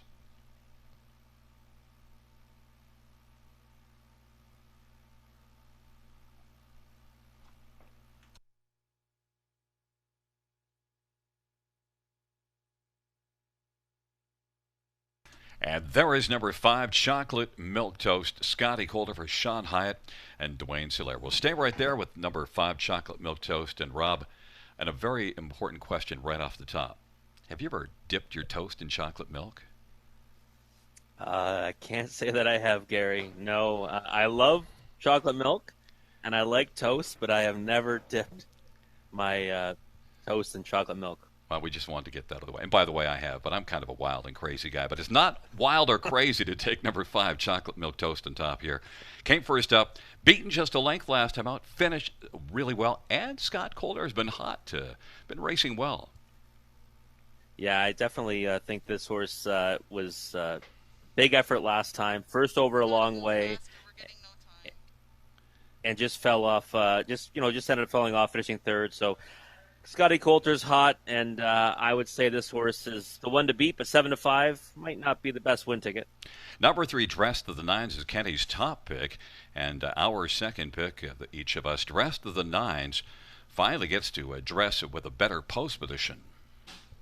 Yeah, big-time post relief, nose on the gate, should get away well off the start, and has a chance to land somewhere underneath.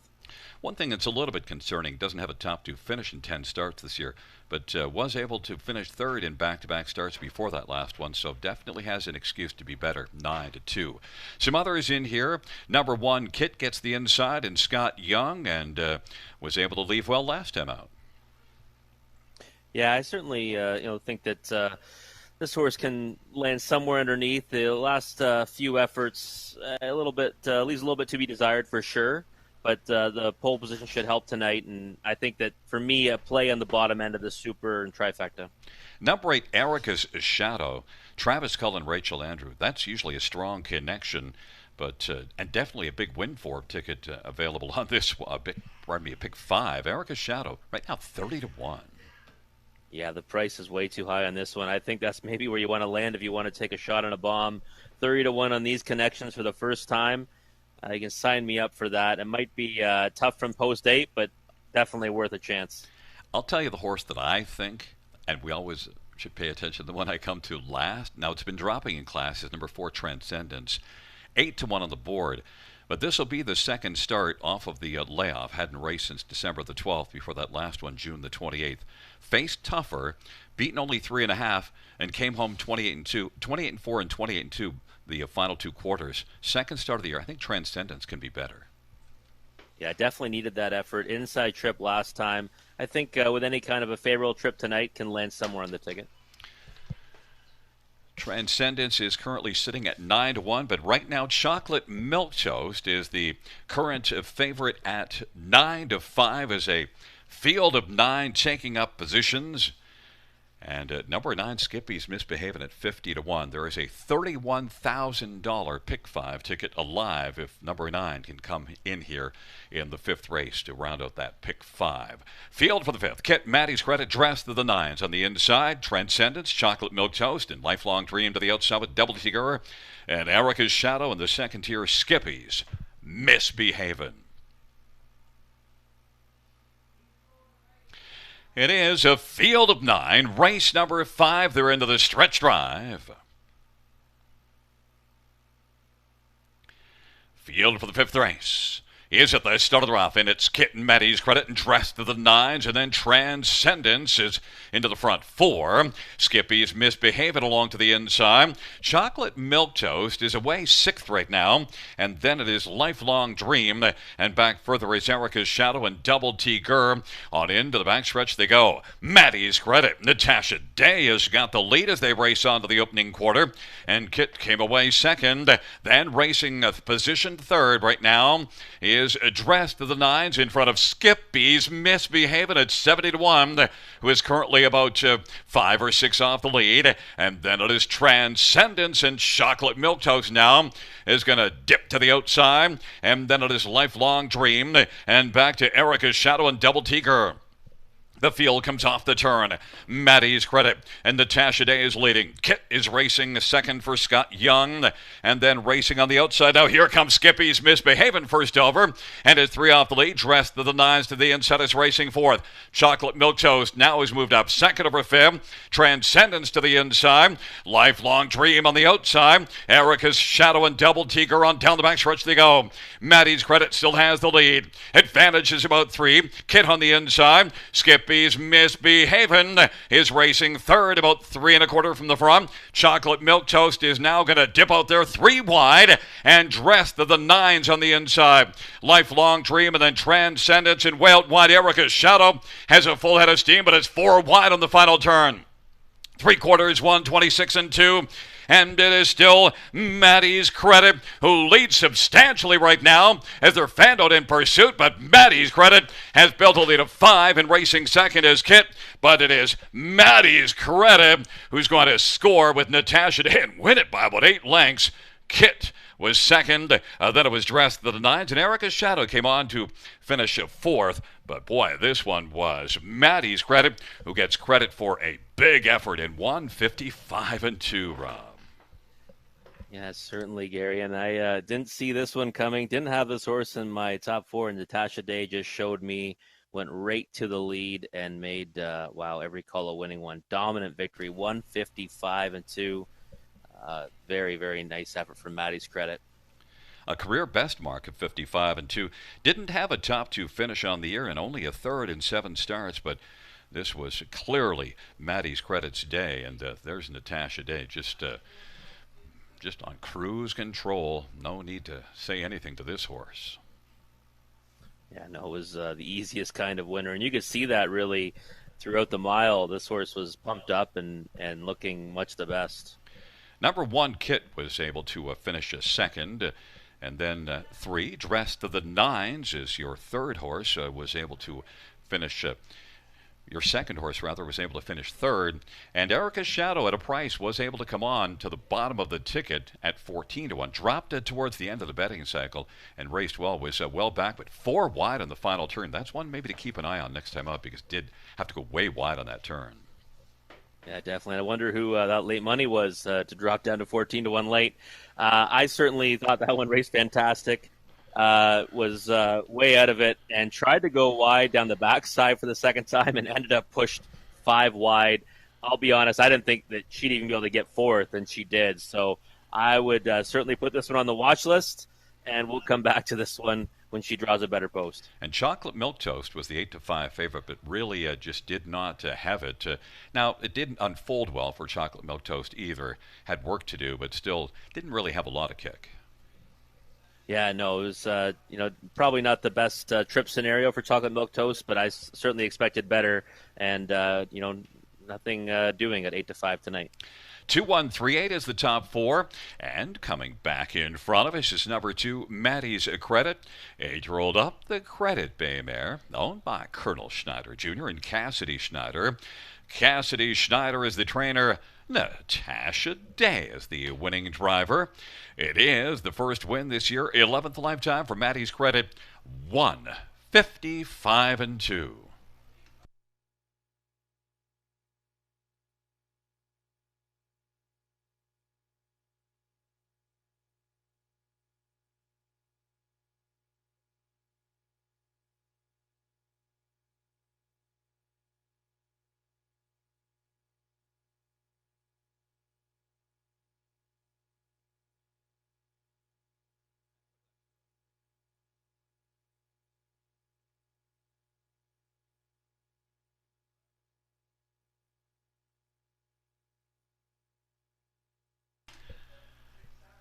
The fifth race payouts to Maddie's credit, $730 for 4320, one kit, $650 and $250, three dressed to the nines, $330. The dollar pick five, 5 of 5, $578.25. $2 exactor, $37.90. Dollar try, $54.95. The dollar super, $327.05.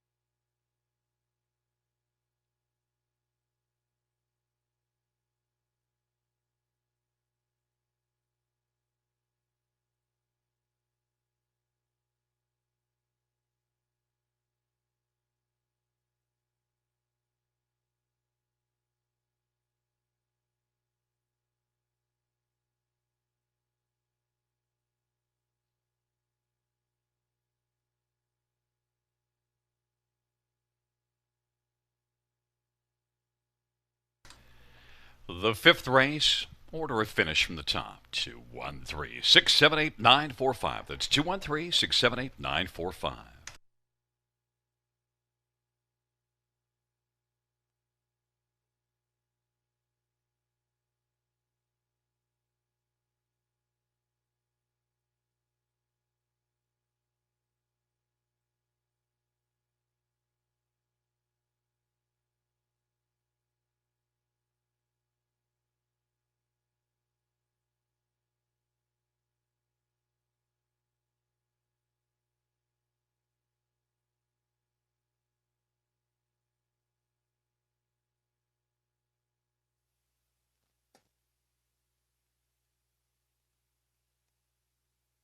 All right, folks, let's take a look at race number 6. It is, of course, our super high five wager. So if you can map out the top 5 finishers, it's usually a very nice payout on that one. And, well, we're down, we only have a field of 8.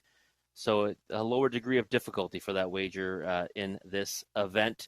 Non-winners of $37.50 last 3 or in 2021. Also eligible claimers for a price of $15,000. And, well, We saw Gerard Demer's horse drop down earlier tonight and get the job done in Norwegian Dad. Now we have one that's moving up. Off a win, though, this one, Neon Lights, number 3, is in very good form. Third place finish, 2 starts back at Georgian Downs, and a dominant win here last time at Grand River Raceway. Post 3, moving up, J.R. Plant. Same connections tonight as Norwegian Dad. I think this one will be tough to catch and tough to beat. Right now, 9-5 on the board. I expected this one to be the favorite, but number 5, Sheena Soldier, is right now taking all the money at even money. In for second, I like number 4, YA Muscle Mass. This is a Richard Moreau pupil who gets Brett McDonald in the bike tonight. Last time raced at Mohawk Park, got away 8th off the gate, closed a couple positions in a race that was won by On the Sly, who I'd probably be interested to play in against this group. Start before that won a similar class at Georgian Downs by half a length at 20-1 in his first start off the bench. I think this one definitely merits respect in here. 12-1 right now is way too big of a price on YA Muscle Mass. In for third, number 7, Herb's Journey, made a break last time at this level. Decent effort in the preferred, 2 starts back. And if you go 3 starts back in this class, he finished a very nice second to Arrakis, who was a dominant winner on that occasion, sat the 2-hole, maintained that position. I would say with a better post, this one may have been, challenging for my top selection, definitely for my second selection in here, but post 7's a tough one. 13-1 is a pretty robust price, though, on Herb's Journey. And then number 8, Caviar's Triumph. Another difficult post we're looking at here, but Soros has raced pretty well at this level, and last time finished third, beaten just 3/4 of a length to Sizzlin' Hot Herbie. And I would certainly think that if this one can get any kind of trip from Scott Coulter, who, as we've noted, is having a pretty solid night so far, 7-1 is not a bad price on number 8, Caviar's Triumph. And then underneath in the 5th spot, I did slot in number 5, Sheena Soldier, who right now is 3-2 on the board. This horse has some nice lines, but has not raced since November 18th. Of last year. So I don't know. I have a hard time betting a horse off that long of time. Finished 4th to Run Director in his qualifier. We did see that prove positive earlier tonight in the opener. So maybe you want to give this one a look, but 3-2 seems like a pretty short price for my liking, but I will put that one in underneath on my super high 5 ticket. But for me, number 3, Neon Lights is my top selection, but we'll come back and talk about this race a little more with Gary Guy after the post break.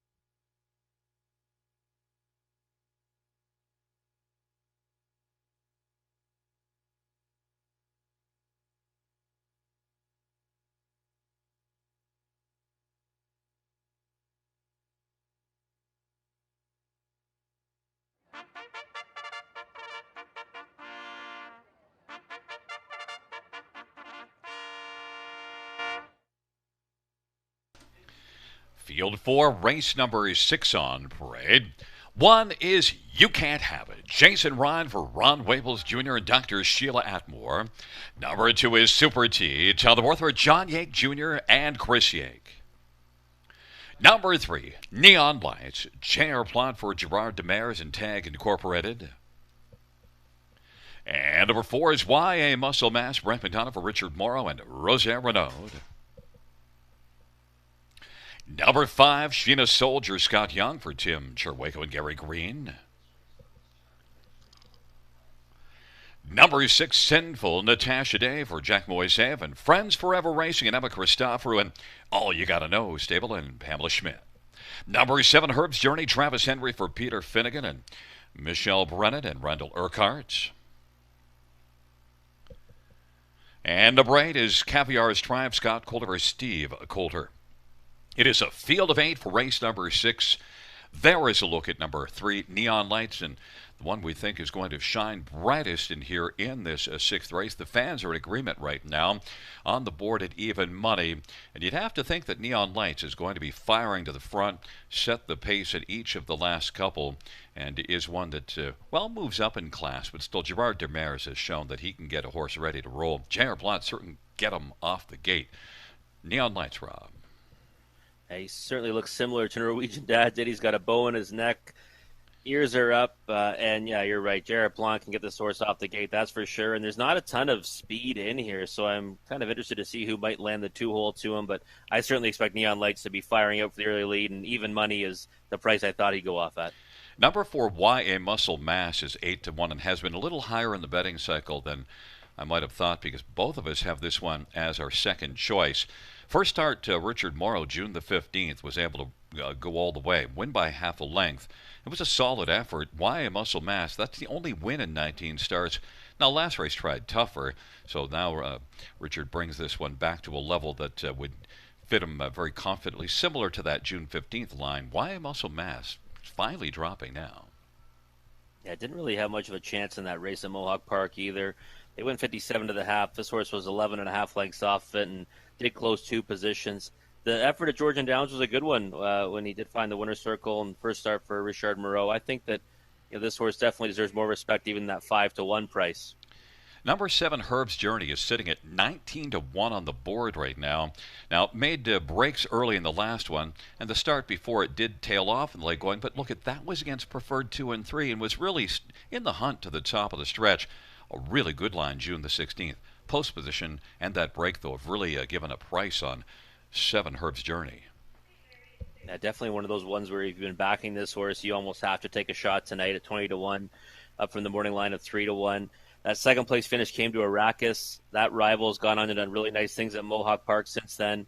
And I think the last 2, you just kind of say, okay, I can cross off the page. One against the preferred, and the other one made a break early. So I definitely would say that 21-1 is way too high on this horse, but post 7 is definitely going to be a challenge.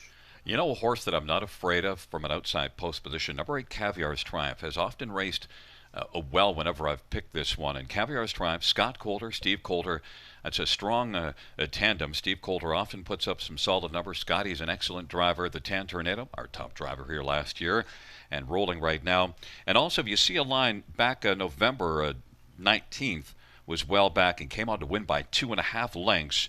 And that was a 15,000 claiming handicap, something close to this level. Caviar's Triumph, 10-1. He can be a factor. Yeah, for sure. And he's an 18-time winner. And like you noted, Gary, he can do it from anywhere. He can go to the front end and win, or he can also race him off the pace. The latter of the two certainly more likely tonight from post 8. 9-1 is a bit of a surprise for me. I thought this horse would take some support even with that difficult post position. I certainly would not be leaving Caviar's Triumph off my exotics tickets. You know, a horse that's been taking more support than I expected is 5, Sheena Soldier, because it's the first start since last November, and I qualified okay. Was a good earner last year, but Sheena Soldier, 9-2, has been bet hard throughout the cycle. Yeah, it's a lot of money, tons of early money, and kind of steady money throughout. The qualifier to run director certainly is one to take note of. I think some horses, have already raced well out of that one, especially here at Green River tonight. And if you go back to this horse's lines last year, certainly it'd be competitive in here.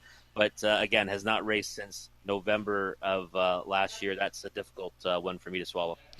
The field for the 6th race featuring the Super High 5, taking up positions, a field of 8. It is You Can't Have It, Super Team, Neon Lights on the inside, YML Smash, Sheena Soldier in the center, Scentful Herb's Journey and Caviar's Triumph to the outside.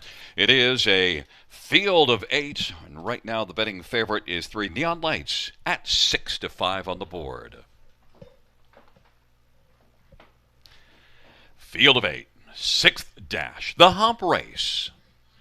In the stretch drive, here they come. There at the start of the round. Super T, Neon Lights, Sheena Soldier, and You Can't Have It as they charge it into the turn. Super T is able to grab the lead right now, but Neon Lights continues to drive, and then it is You Can't Have It as the field works their way on into the backstretch, and it's going to be Neon Lights now to shine brightly in the early going and take the front. Super T races the pocket. You Can't Have It is third. Sheena Soldier is marching fourth, and then it is YA Muscle Mass and Herb's Journey and Caviar's Triumph and Sinful is back trailing the field. Neon Lights, even money on the board, and JR Plot past the opening quarter in 29 seconds. Super T is racing second and is right now about 2.25 lengths from the front. You Can't Have It is racing position third.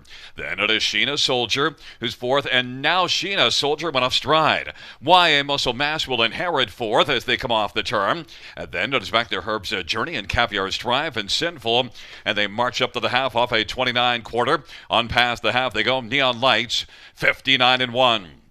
And Super T is racing position to second. Into the backstretch they go. On the inside, racing third. You Can't Have It, but YA Muscle Mass now is moving on the outside. And then Herb's Journey and Caviar's Triumph and Sinful. But it is still Neon Lights. Neon Lights leads by about 3 lengths right now. Super T is second. YA Muscle Mass advancing to the outside, trying to grab second from Super T.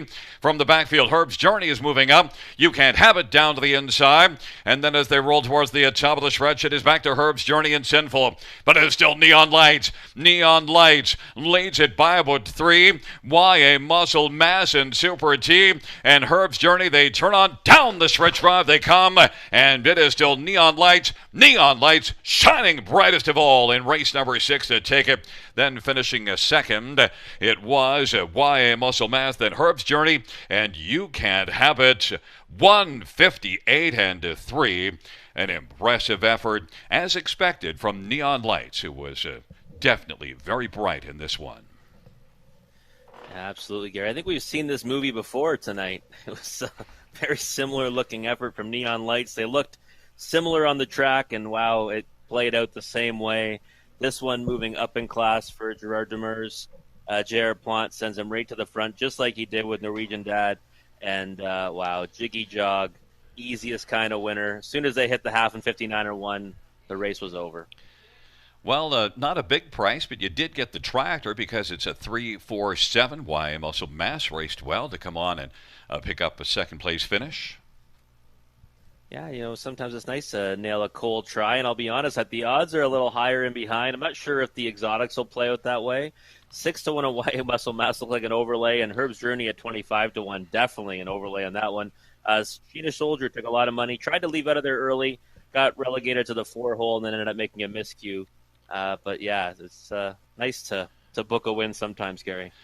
I was going to talk about one You Can't Have It on before the start of the race, but because of all the money that 5 Sheena Soldier took, I decided we better talk about that one. But you note that number 1 You Can't Have It was my fourth choice because we always like to throw the 1 in on the Super High Five, and there it is again at 14-1. Yeah, I should start just doing that. I should make my 4th and 5th selection just the 1, no matter who it is, because it just seems that in these high five races, the 1 is always value. And they always land on the bottom end of it somewhere, 14-1. This might pay okay with some decent numbers underneath. 3-4-7-1-8 is your high five, and wheeling back in front of us is number 3, Neon Lights, a 7-year-old Chapter 7 bay gelding, owned by Tag Incorporated and GLD Stable. Gerard Demers, the trainer. JR Plant, the winning drive. It's the second win this year, 23rd lifetime. Neon Lights, 158-3.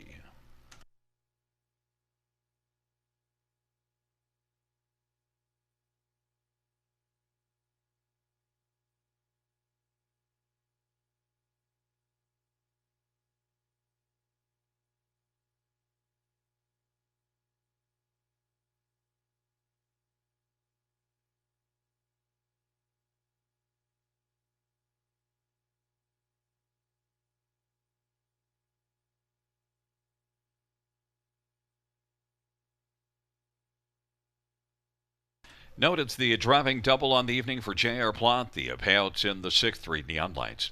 $4, $3.30, and $3 for YMO Lash, $5.30 and $4.40 and $7.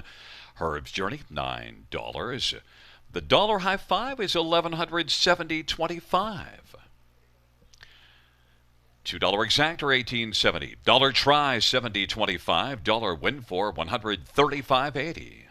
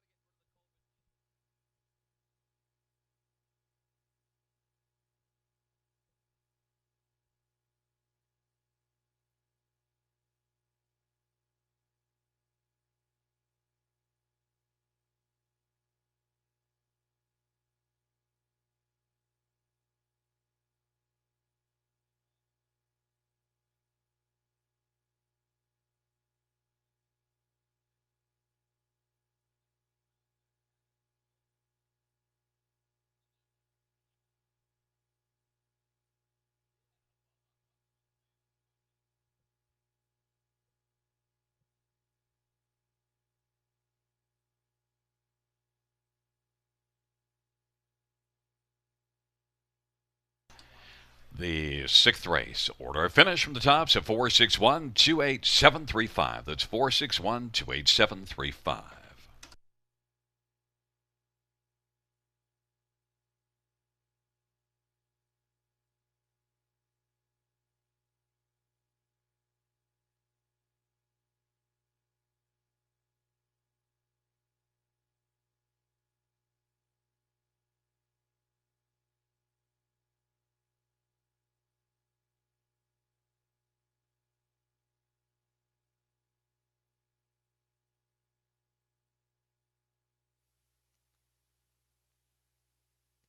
All right, everyone, we're going to take a look now at race number 7, the final leg of our pick 3 wager. And that high five, by the way, over $1,100 for a dollar, and what was it, $230 and change for just 20 cents, with an even money shot winning it too, in an 8-horse field. So incredible payout. I hope some of you out there had it. But let's take a look at this race number 7. We got Rookie Pacers, and these races are usually fun to watch and can be difficult to handicap at times. And I'm looking right now at the odds board, and well, I don't even have the 1 to 2 shot on the board right now in my top four, which can sometimes happen in these races for rookies. But I decided to go to number 4, Aiden James. And, well, we've got a bit of a theme going with this one. Gerard Demers, J.R. Plant, we've already seen them hook up for 2 wins today. Might as well keep riding the wave with this one. Number 4, Aiden James. This is a $17,000 yearling purchase.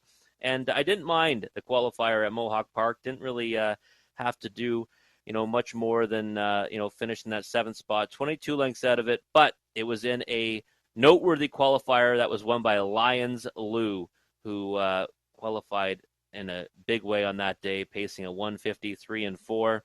And that one did make a break in his first start of his career in a Pennsylvania Sire Stake race in the Meadows. But I did like that one's qualifier, and this one finishing underneath was good enough for me to say I'll give him a shot in the first start of his career here at Grand River Raceway. Currently 5-1 on the board.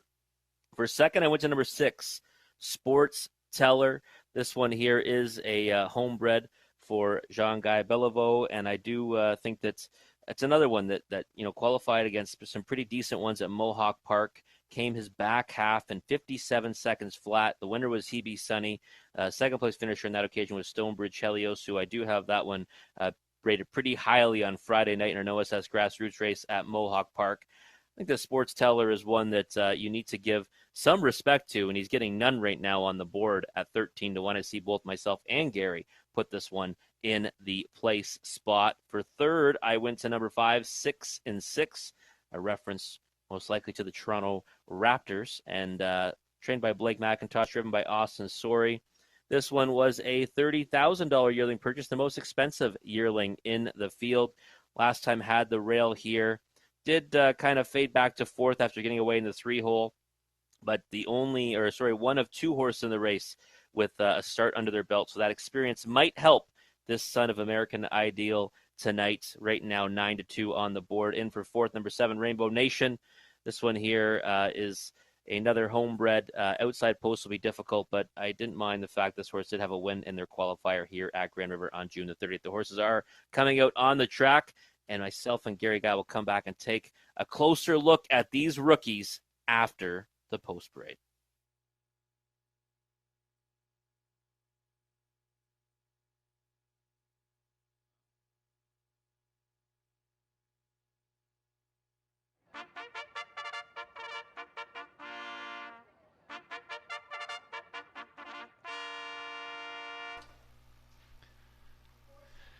Field for the 7th.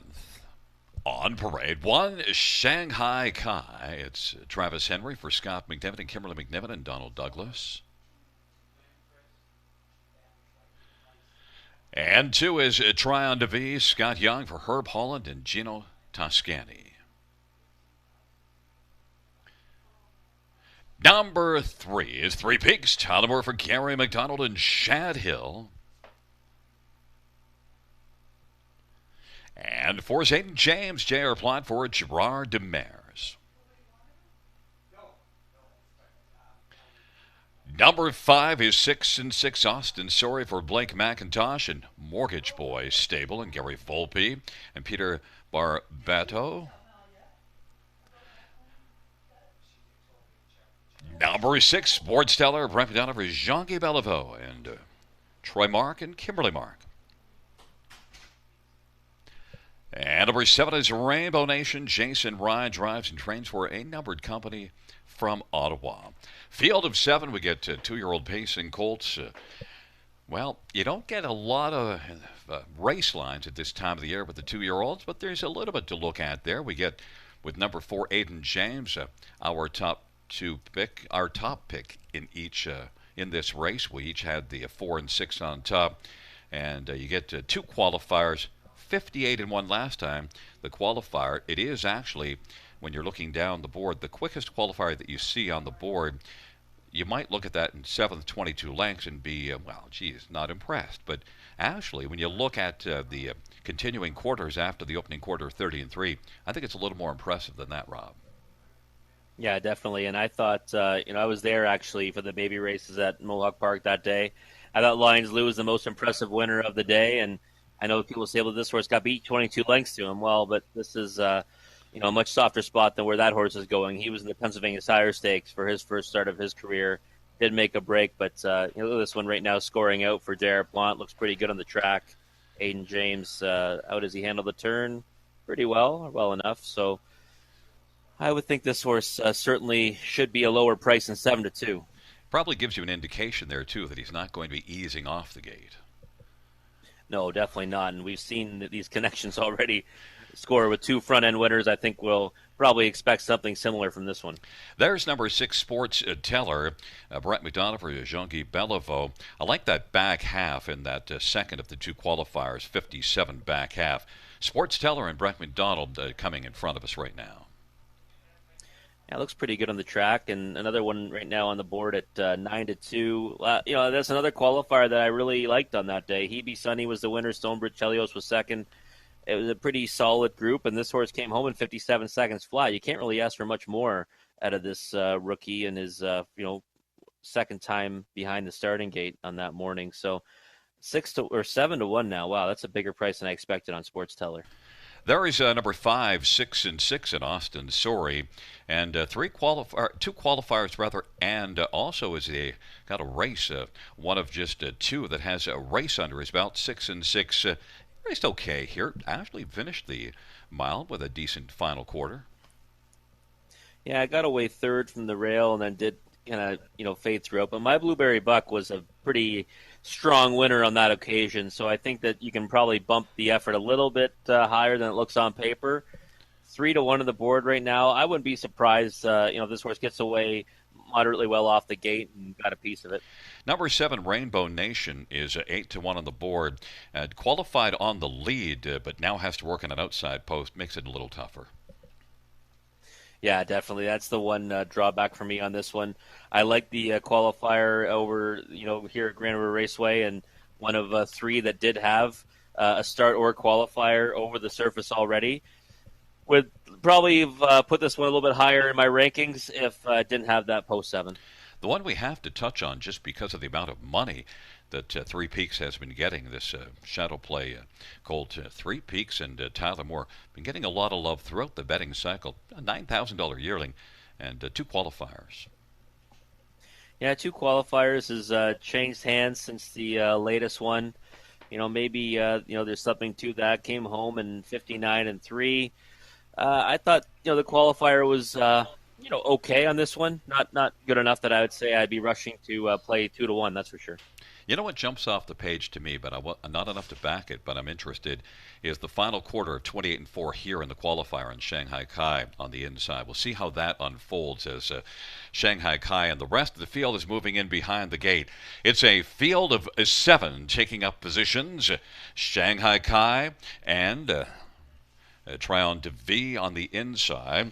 In the center, Three Peaks, Aiden James, and 6 and 6 to the outside. Sports Teller, Rainbow Nation. And right now, 6 and 6 is off stride before the start. Field for the 7th race. Moving into the stretch.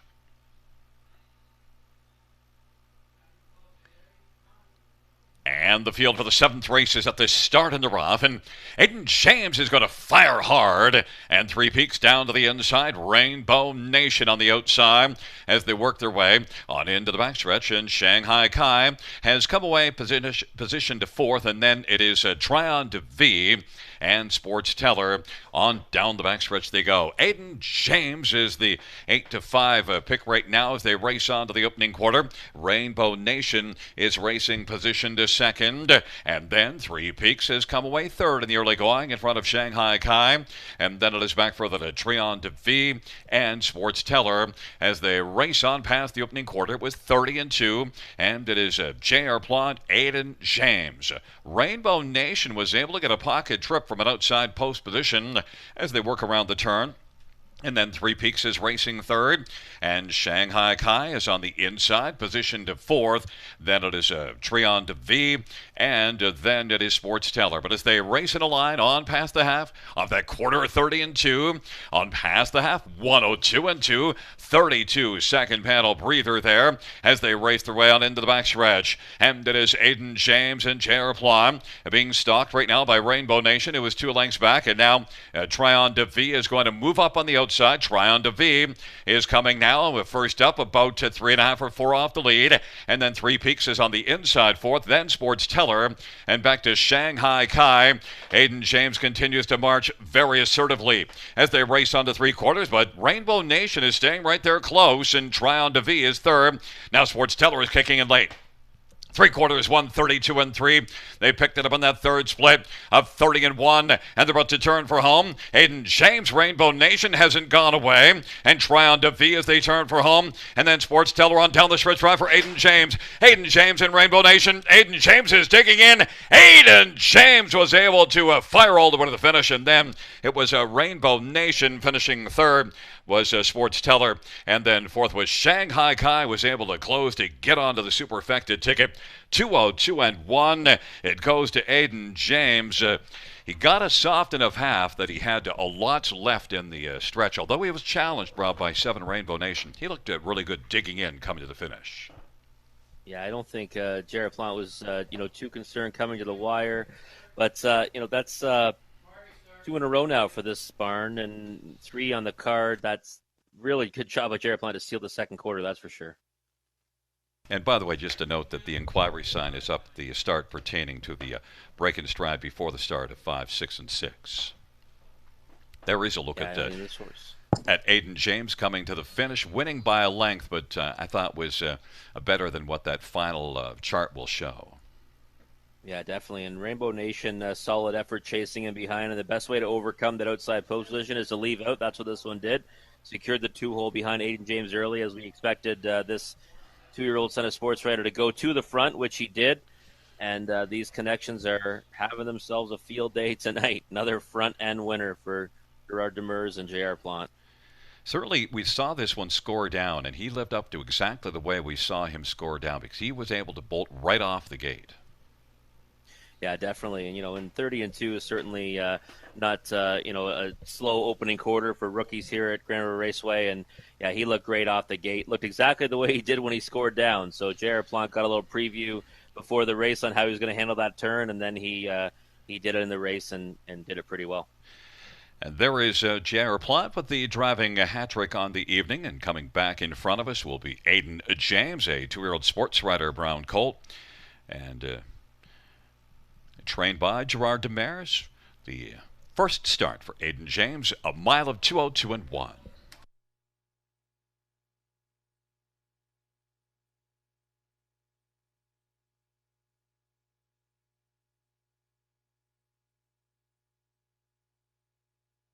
Should also note it is the training hat trick for Gerard Demers.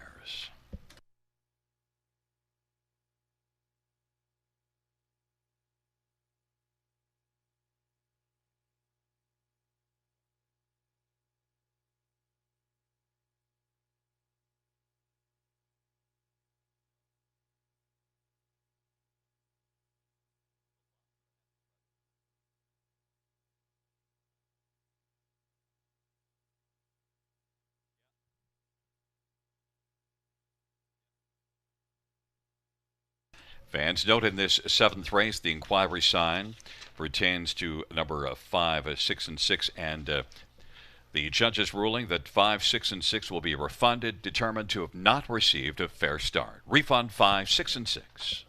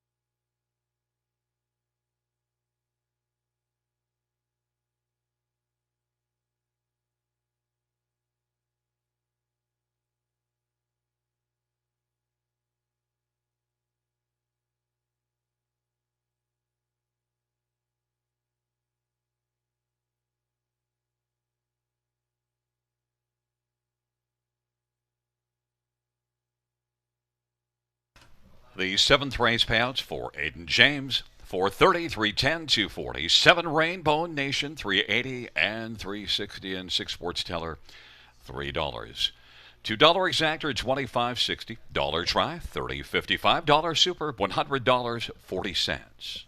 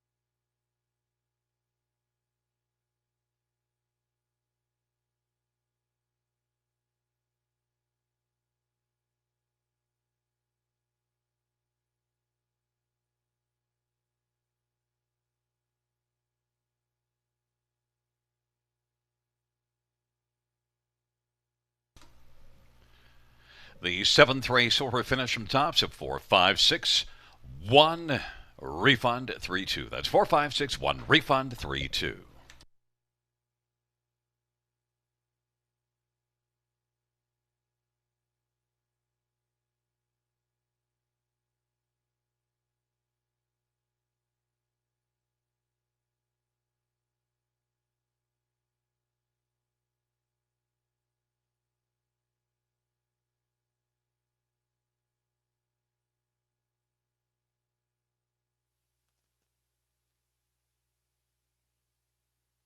All right, well, I'm back to take a look at race number 8. It is the start of our late pick 4 wager.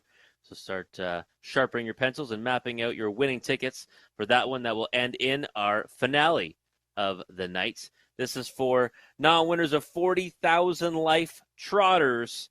And, well, I'm going back to a horse that won last time under a slick steer to Patrick Shepard, and that is number 4, Saint K. I thought that he was the best in that contest last time in a non-winners of 25,000 life event, and he needed to do some stick handling in the stretch, but still managed to sprint by them at the wire to get the job done. Right now, 7-2 on the board is a nice price on Saint K. Thought he was a pretty good winner, all things considered, last time. And for second, I like number 8, Ongoing Royalty.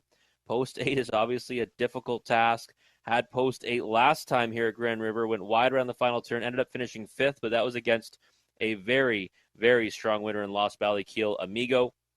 So Ongoing Royalty is one that I think certainly can do better tonight and against this group, but does have to overcome that difficult post position. Has had to do so in his last 2 here at Grand River. Post 8 last time, post 7 the time before that. Right now, the favorite at 3-1 on the board. So right now, the public letting us know they think this is a pretty wide open event. And for third, number 3, Easton Ivy. 2 fourth-place finishes in this class in his last 2. Actually, that was, I guess, again, slightly tougher, you could say. Lost Valley Keel Amigo, who has been the winner against this one in his last 4. So he finally gets to dodge that impressive trotter. And maybe that's going to be all it takes for number 3, Easton Ivy, to find the winner's circle. Now moves into favoritism at 5-2. Number 3, Easton Ivy, certainly one that you have to have on your exotics tickets. I pegged this one for third, but I would not be surprised if he finishes better than that when all is said and done. And then for fourth, for me, number 2, Credit Skill, was a winner at Dresden last time. Got away second from the 5-hole. Ended up winning by a length for Tyler Nostad. And, well, I think that, Travis Cullen, jumps aboard today and gets an inside post to work from. I think you need to use this one somewhere underneath, especially at odds of 7-1. I think it's a pretty good price right now on number 2, Credit Skill. But for me, I'm going to stick with Saint K. I was a big fan of his latest effort, and that was, one that I think he would have won by a bigger margin if he had clearance sooner. So we'll stick with him. Number 4, St. K, over number 8, Ongoing Royalty, number 3, Easton Ivy, and number 2, Credit Skill. Again, this is the start of the late pick 4, and we'll come back and talk about it a little bit further with Gary Guy after the post break.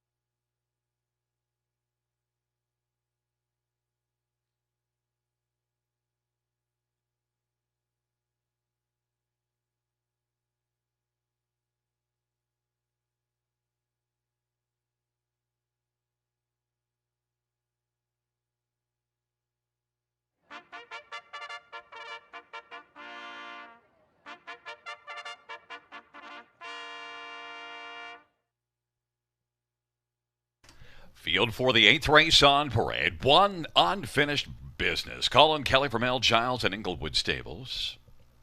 Number 2, Credit Skill. Travis Cullen for Tyler Nostat and Blue Shoe Investments. Number 3 is Easton Ivy. Jason Ride for Stephen Doyle and Henry Drong. And for St. K, Patrick Shepard for Triple S Equine. Number 5, Let's Take to the Sky, Anthony Hahn for Dave Holiday and Ben Holiday. Number 6, 10-4, We Gone. It is Brett McDonald driving for Vic Putty and Wayne McRae and Hammock Farms.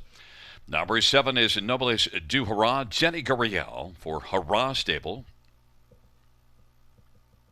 And number 8 is Ongoing Royalty next door for Benoit by Jean, Andre de Roche, and Silvio Ravary. It's a field of 8. It's race number 8, start of the late, pick 4. An interesting dash, and right now, number 4, St. K, is the 2-1 favorite. It's the one that I thought would be the favorite, and there is Patrick Shepard hoping to stick handle this one to another victory. St. K was really good. That was a special little steer coming to the finish on St. K. 3 wins and 9 starts on the year, and has been traveling around, but certainly looked good here last month. There he is on the track right now. Yeah, definitely. This will mark the 3rd start for Patrick Shepard as a trainer on this one, and I thought the last start was pretty impressive. 2 starts back at Mohawk Park. Really, really tough group. That was one of the toughest non-winners of 2 trotting groups you'll ever see. And before that, racing down in Pennsylvania in the Stallion Series, which is the equivalent of the Ontario Sire Stakes Grassroots. Looks good on the track. 5-2 is a pretty decent price, I think, on this one right now. Well, if you're talking about a decent price, my top pick is 10-1. There's Travis Cullen for Tyler Nostad. Now, if you're looking at the board, you see this one, or if you're looking at the program, winning at Dresden last time out, 202-1. But also the other 3 wins were all front-end wins that this one had on his career. Billy Budd used to train this one, couple of wins at Flamborough, and one last summer here, back August the 21st. In fact, one of the more impressive lines was September the 5th.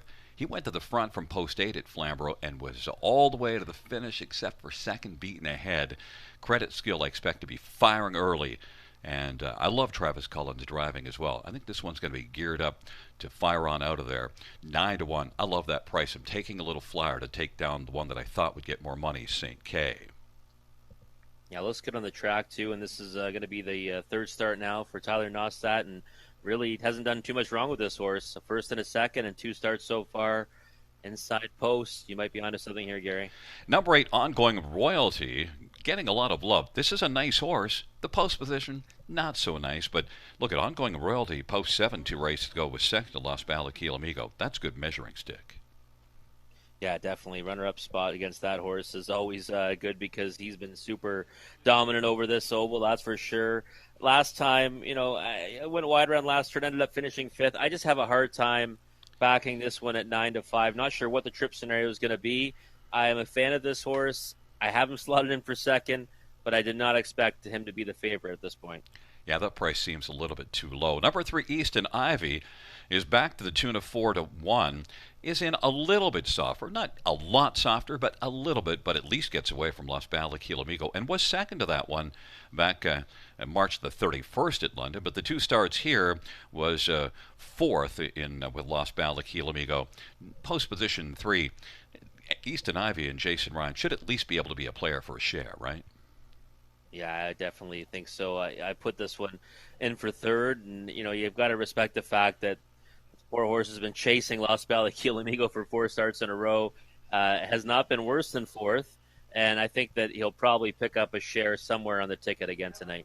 I'll tell you a horse that scares me a little bit just because the price I'd be liking to take a little closer look is 5, Let's Take to the Sky. Only because this one has faced tougher a number of times. You see this one at Georgian Downs June the 20th. That was a tougher class and raced well until tiring late in the mile. Let's Take to the Sky was a big earner last year, 40,000 in 18 starts. He might be better than the odds. I definitely think this one's an overlay right now. She warrants more respect than 13-1, that's for sure. Last year did hit the board in 10 of 18. This year hasn't had the similar success, but I think that, this is probably a pretty, maybe even a softer class than what she's been facing at Georgian. So this horse can definitely land underneath a 14-1. That's a look at your field for race number 8 as they are about to move in behind the gate. The fans have it as a 2-horse race. Number 4, St. K, and number 8, Ongoing Royalty are very close, right around 2-1 each. 8-5 right now with St. K and 2-1 on Ongoing Royalty. Unfinished business with position on the inside. Credit Skill, Easton Ivy in the center. St. K, Let's Take to the Sky to the outside. 10-4 begun. Nobles du Hurrah, Ongoing Royalty. Field for race number 8. They're at the top of the stretch. The 8th race trotters in behind the gate. They're at the start. And they're off, and Credit Skill will leave with unfinished business, and Let's Take to the Sky. And Easton Ivy, as the field fires on around the turn, it is Credit Skill and unfinished business. Credit Skill is going to come on and clear the lead. Let's Take to the Sky is working on the outside and is going to now march on. Let's Take to the Sky is going to sweep up now and able to clear to the front. Credit Skill is racing in the pocket right now, and then it is unfinished business, and fourth is Easton Ivy. Then St. K is back in fifth, and 10-4 we gone. Nobly Stu Raw and ongoing royalty as the field races their way on past the opening quarter, and that opening panel was 29 seconds. Let's Take to the Sky is taking the field towards the half-mile check-in as they come off the turn. Credit Skills in a good spot in the pocket. Unfinished business is on the inside third, and racing fourth is Easton Ivy. Then it is back to St. K, who's racing fifth. Now Easton Ivy pops to the outside, and St. K is going to be moving second over as they come on past the half, and then they're trailing three. 10-4 we gone. Nobody's due for on. Ongoing royalty is trailing the field. 59-1 is the halftime. Let's Take to the Sky at 15-1 has the lead right now. Easton Ivy moving on the outside. Credit Skill is still there in the pocket, and St. K is well spotted second over. On the inside is unfinished business, and now ongoing royalty has kicked in but has a lot of work to do, but is three wide and getting closer. They hustle up to three quarters. Let's Take to the Sky. Three wide goes St. K right now. Three quarters, 129-3. Let's Take to the Sky. Credit Skill on the inside. St. K to the outside, and then Easton Ivy. But as they turn for home, St. K now has come on. St. K, Let's Take to the Sky. Credit Skill needs the passing lane. And Easton Ivy as they turn for home. St. K, Credit Skill up the inside. St. K and Credit Skill as they come to the finish. St. K was more than okay and wins it. Credit Skill was second. Then finishing the third was Let's Take to the Sky. And ongoing royalty, 159-2. St. K, a second over trip, was a good enough trip to get the job done, Rob. Yeah, definitely. Last time Patrick Shepard had his stick handle in the stretch to get the job done. Well, today, you know what he did? He gave this one a picture-perfect steer, second over, and this one just exploded off cover to win going away at 2-1. I'll be honest, I thought this horse might even take more support than 2-1. Last time it was a real solid effort in victory. Maybe he looks a little hidden on the program because he won by half a length, but this is a decent price at 2-1. I'm surprised ongoing royalty took the support that he did tonight, and maybe that gives a nice price on St. K. And my top pick, number 2, Credit Skill, got the trip. Although 5, Let's Take to the Sky, he would have liked that one to her to carry Credit Skill just a little bit farther, because then he had a little too much work up the passing to catch a very sharp St. K. Yeah, solid effort by Credit Skill. If Let's Take to the Sky carries a little further, maybe it makes it a little bit closer. I'm not sure if he was going to get to St. K tonight, but definitely decent effort from Credit Skill there. Had to get around that rival to get the place spot, and I think Let's Take the Sky ended up finishing third at a nice price, 15-1. We noted this one being a big overlay, and surprised that's what he closed at, to be honest. 4258 is your top 4. 8 ongoing royalty at least managed to get onto the ticket. Had to come from a long way back, though. Was 3 wide from the backfield. Was bet too much down in terms of the post position, but you can't fault the way he raced. No, definitely not. But like we said with this one, he desperately needs an inside post and has not got one yet at Grand River. And even going back to his start at Mohawk Park, post 9, post 7, post 8, now post 8 today. Real tough luck at the post draws for this one. He's due for a better post. Hopefully he'll get it next time. Well, Rob, I tried to beat the favorite, but at least I managed to get a second beating the favorite. But St. K really was the one in here, and St. K got the job done. 4258 is your top 4, and coming back in front of us is number 4, St. K, a 3-year-old Sebastian K.S. Bay gelding. Over Triple S Equine. Patrick Shepard, the trainer, and the winning drive. It's the 4th win this year. 2nd in a row, 4th win lifetime. St. K, 159-2.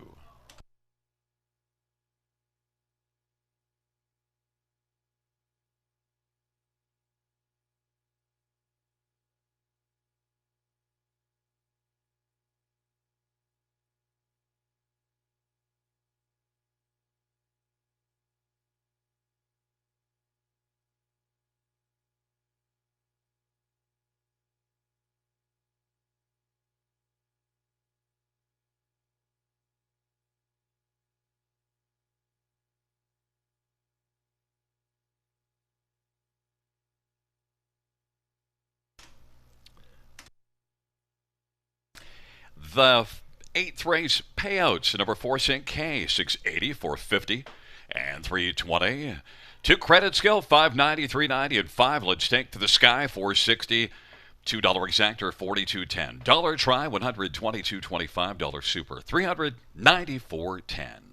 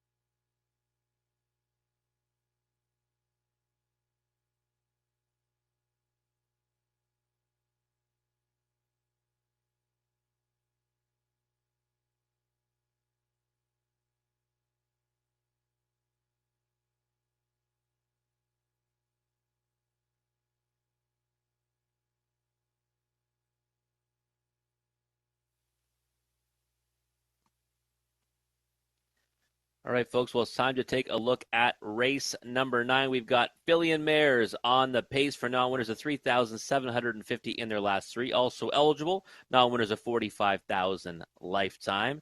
And I'm going to the outside of the gate here to number 7, Smoke and Reactor. Right now on the board at 21-1. That price will definitely not hold. I can guarantee you that.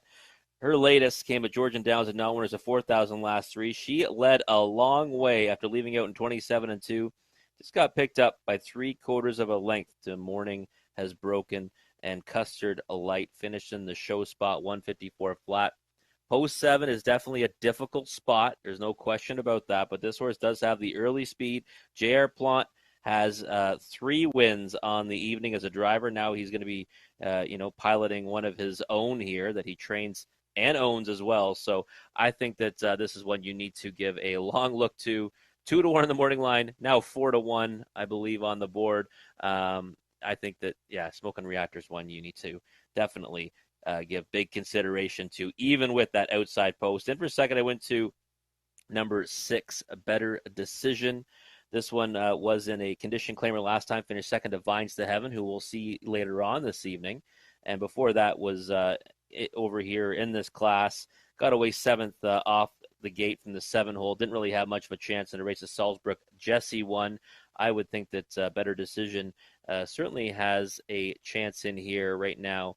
6-1 on the board. Not the worst price on this one. I'll be looking for a little bit higher, though. I was hoping for a better price than that to use underneath.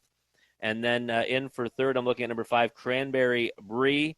That one is 6-1 on the board right now. Like the effort last time against Charmbro Brie, finishing second to that one in the class below this. I think this one can maybe get off the gate tonight and sit a trip and hopefully charge for a piece of it late. And then in for fourth, I got number 2, Top Royal, who last time won an overland journey, ended up finishing fourth to Salzburg Jesse, and maybe tonight can use that inside post again to her advantage to get a more favorable trip. I do not have number 1, Southwind Bayou in my top 4. And you know what? This one certainly, it does merit some respect. Post 7 last time here, no chance from out there, as we know. Very difficult spot. And before that, did win back-to-back in condition claiming ranks. But I don't know. I think that Smoke and Reactor is one that I would certainly take a 5-1 over that one at 4-5. But I probably would say, you know what, I should have had that one underneath in my exotics at a minimum, especially with the pole position tonight for Southwind Bayou. But for me, it's going to be number 7, Smoke and Reactor, over number 6, Better Decision, number 5, Cranberry Brie, and number 2, Top Royal. This is race number 9. Gary Gow will have the post break shortly, and we'll come back and discuss it a little bit further.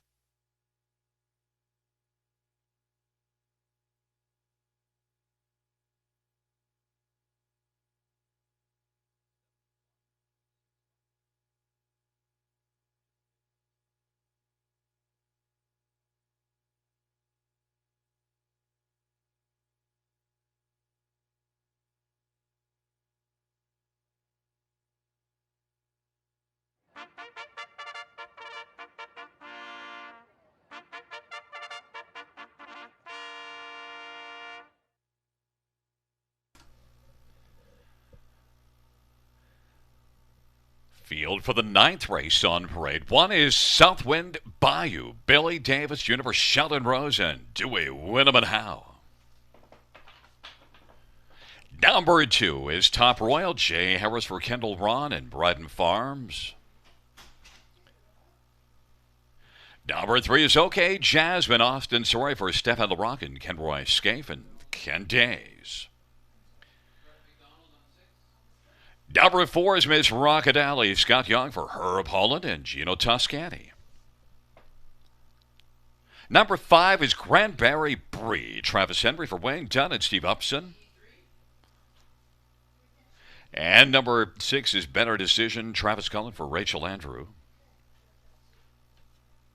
And number 7 is Smoke and Reactor, J.R. Plant drives and trains and owns. And, well, it's a field of 7 for the 9th race. We'll stay right there with number 7, Smoke and Reactor, and J.R. Plant has been smoking hot all year.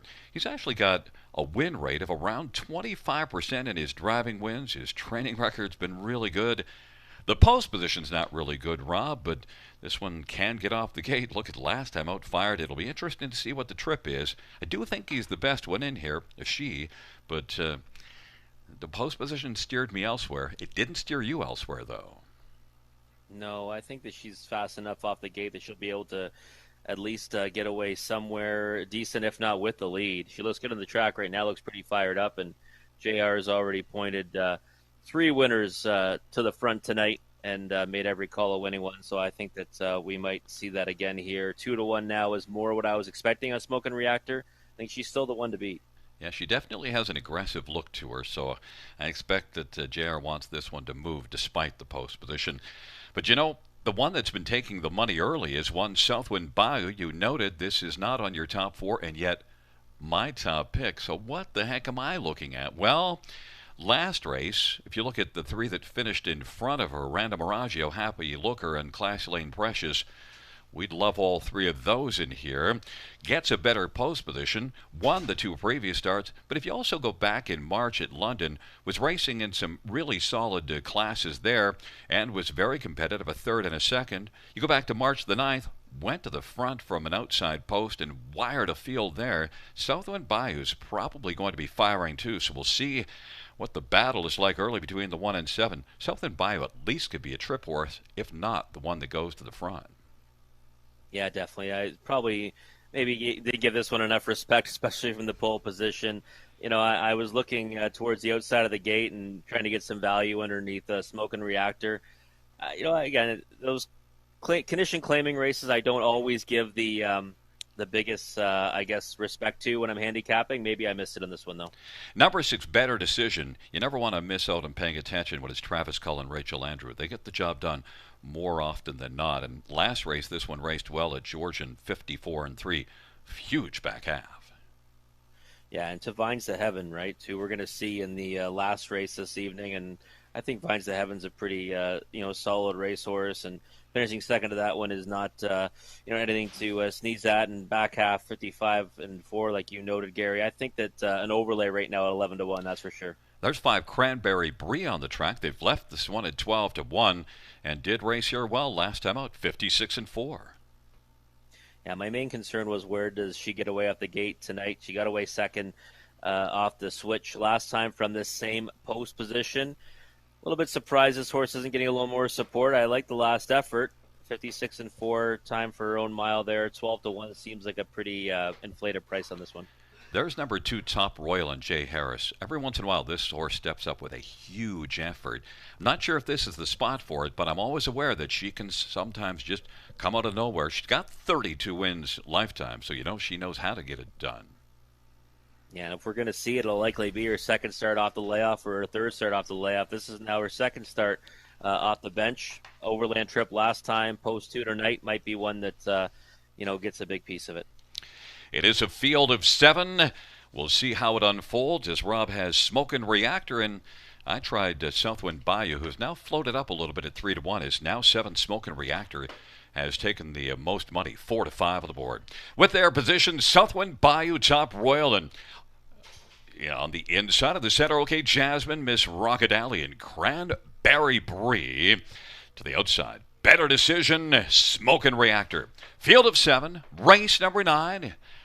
It is post time. Here they come.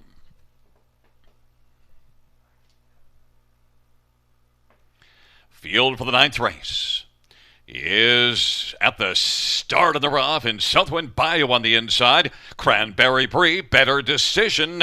Then Top Royal, and OK Jasmine, and Smoke and Reactor, and Miss Rockadally as the field works their way into the backstretch. Southwind Bayou's got the lead, and then Cranberry Brie on the outside. Cranberry Brie as they work their way into the backstretch. Southwind Bayou is second. Better Decision is third, but Southwind Bayou wants to come right back around and get by Cranberry Brie and be back on top. Cranberry Brie is in the pocket of the back of Southwind Bayou.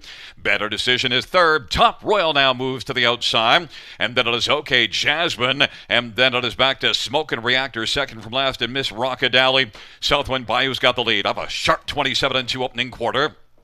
And it is Top Royal who's on the outside challenging first up. Cranberry Brie is right there on the inside in the pocket. And then OK Jasmine is got Advancing cover and is second over fourth. Better decision, fifth of the inside. Smokin' Reactor is second from last and trailing is Miss Rockadally. 57 seconds flat the halftime. 29 and 3 second panel. Southwind Bayou as they race on into the backstretch. Southwind Bayou has a lead of a length and a half. Top Royal to the outside. There goes Smokin' Reactor now. 3 wide and Smokin' Reactor is smoking now as they race the backstretch. Southwind Bayou and Smokin' Reactor. Top Royal is racing third. Cranberry Brie, and then it is back to, okay, Jasmine, better decision, and Miss Rockadally. Smokin' Reactor now has come from off the pace and leads it by a length and a quarter. Southwind Bayou is trying to fight on the inside, but clearing to the front is Smokin' Reactor. Southwind Bayou is racing second. Cranberry Brie as they're about to turn for home, and on the outside, Top Royal, it is Smokin' Reactor. Southwind Bayou is coming right back out, trying to reclaim the lead if they come to the finish, but it is Smokin' Reactor who says, yeah, not really. Smokin' Reactor is going to win. Southwind Bayou second, and then it was Top Royal, and finishing fourth was OK Jasmine. Smokin' Reactor, Rob, didn't leave. In fact, JR was kind of fighting with this horse a little bit early when he decided not to leave, but it didn't matter. He had enough left to get all the way to the finish and look sharp. Well, he certainly, tried to leave, but then proved that he and his mare here are not a one-trick pony. They ended up getting away sixth after trying to blast out of there. And wow, what a move down the backside for the second time to come around the whole field there. Huge effort from Smokin' Reactor. It looked like maybe Southwind Bio might come back to her at the end there, but no, she turned her away, no problem. Real nice effort from this mare and a nice steer from Jared Plant. 4 wins now on the night. Yeah, it really looked good, too, that JR was able to change the plan on the fly because I think he definitely wanted to leave, but when he saw that one Southwind Bayou and Cranberry Brie and Top Royal were firing, he said, well, I guess we're going to have to change the plan, and he was able to do that. He got this one to kind of settle down, and then there was still tons. Yeah, I think that was plan C or D for JR there, but it still worked out. I mean, she was full marks for the effort. Horses, especially on the half-mile surface, don't usually make a move like that, and she kind of did it with ease, and she floated up to 9-5. Wow. We were seeing 4-5 behind the gate, off at 9-5. Southwind Bayou was second at 8-5. Then Top Royal actually gave a very sharp first-up effort, 6-1, and Cranberry Brie to round it out. Did leave, but 14-1, but got on the ticket. 7-1-2-5, and J.R. Plot with his 4th win on the evening. Back in front of us, Smokin' Reactor is 7-year-old Auckland Reactor Bay mare. Owned and trained and driven by J.R. Plot, the smoking hot J.R. Plot. It's the 4th win this year, 9th lifetime. Smokin' Reactor, 156-2.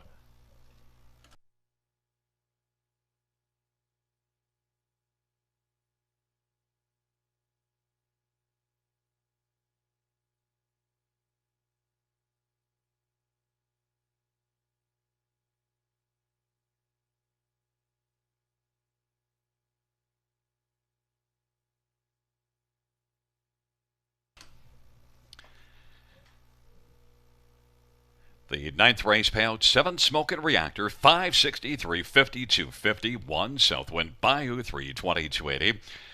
2 Top Royal, $4, $2 exactor, $12.90, try, $23.35, superfecta, $79.40.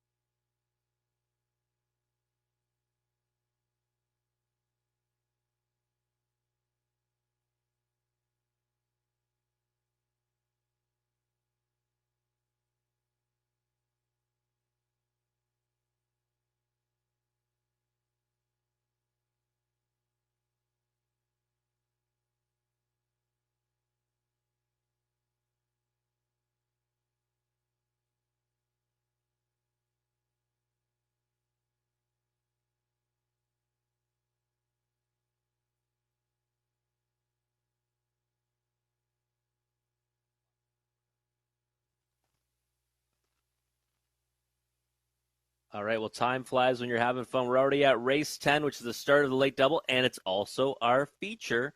We got preferred 2 and 3 trotters here, and post 1 and 8 have both been assigned. Catch Canna gets assigned that outside post for winning it last time, and then horses 2, 3, 4, and 5 all drew together, and number 6 and 7 also drew together. And I'm going to go to number 6, Willie or Won't He.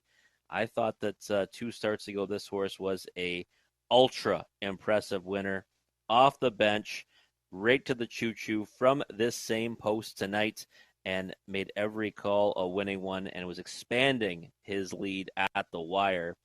And then last time got bet down to favoritism, but had post 8, was assigned that post 8 from winning this event 2 starts ago, closed up nicely to be 5th, only beaten 3.5, and I think now with a better post position, we're going to see this one sent towards the lead, and I think he can get there. It'll be tough to beat, I think. So right now, 8-5 on the board, probably the price that I was expecting, but Willie or Won't He is my top choice with a bullet in here. The second selection for me is number 3, Tricks and Stones. 2 starts back, had a real tough go of it from post 8. Then went overland and closed nicely to finish 5th with Travis Cullen driving. Last time, Patrick Shepard had the steer. A horse made a break behind the gates and was out of it early, and now comes back with a even better post in post 3 and gets Travis Cullen back in the bike. I understand why this one is taking support down to 9-5, but I do think that Willie or Won't He was just leaps and bounds better than his rivals 2 back. So I'll take 8-5 on him over 9-5 on Tricks and Stones, but I think Tricks and Stones can certainly land underneath in here. And for third, I'm going to number 5, Cena Magician. And why? Well, all he does is get pieces in these preferred classes, and he doesn't really get much respect, though. Last time, 6-1, he finished 3rd. The time before that, 32-1, landed on the bottom end of the Superfecta, and I think he can probably do the same again today, landed on the bottom of the Tri or the Super, and 30-1 on the board. That price should not hold up. Well, it won't hold up. He'll get more support than that, but he usually does go off on an overlay, and he usually ends up getting a piece of it landing somewhere on the ticket. And then in for 4th, number 7, Veyron. This horse, can certainly end up getting a piece of it in here. Raced his last 2 in the preferred 2 over at Georgian Downs. Just has a difficult task tonight from post 7. Catch Canna, I left off my top 4. I think this horse is a very nice horse, but the problem is where do they go today from post 8? J.R. Plant's got 4 on the card, so maybe he can navigate something for this one. I just think it's going to be too much of a difficult task for Catch Canna. We've seen it wreak havoc before for these previous winners in this preferred event. Won't he? And we'll come back and talk about our feature race a little more with Gary Guy after the post break.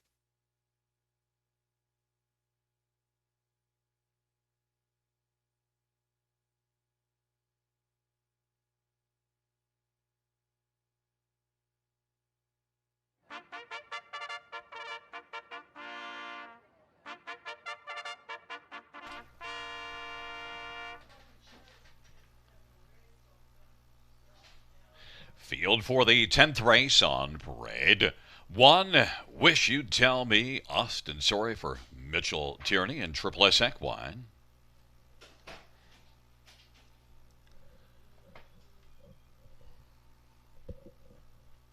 Number 2 is Horse Trader, Champion Renault for Julie Walker and Oakley Farm. Number 3 is Tricks and Stones, Travis Cullen for Patrick Shepard and Triple S Equine.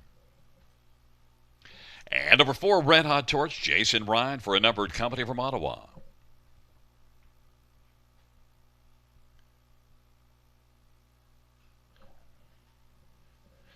Number 5 is Seeing a Magician, Greg Dustin for Jennifer Pinkerton.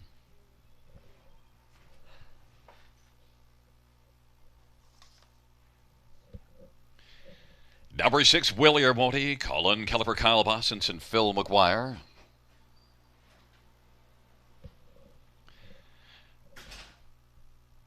Number 7 is Veyron, Jay Harris for Paul Cameron and TJ Stable.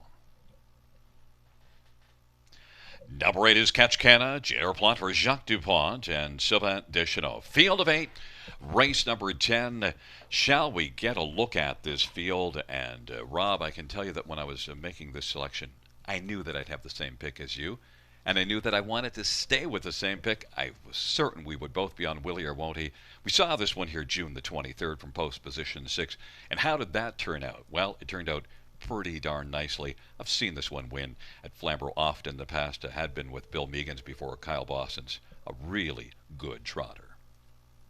Yeah, definitely a classy trotter. 42 lifetime wins, nearly 400,000 in the bank.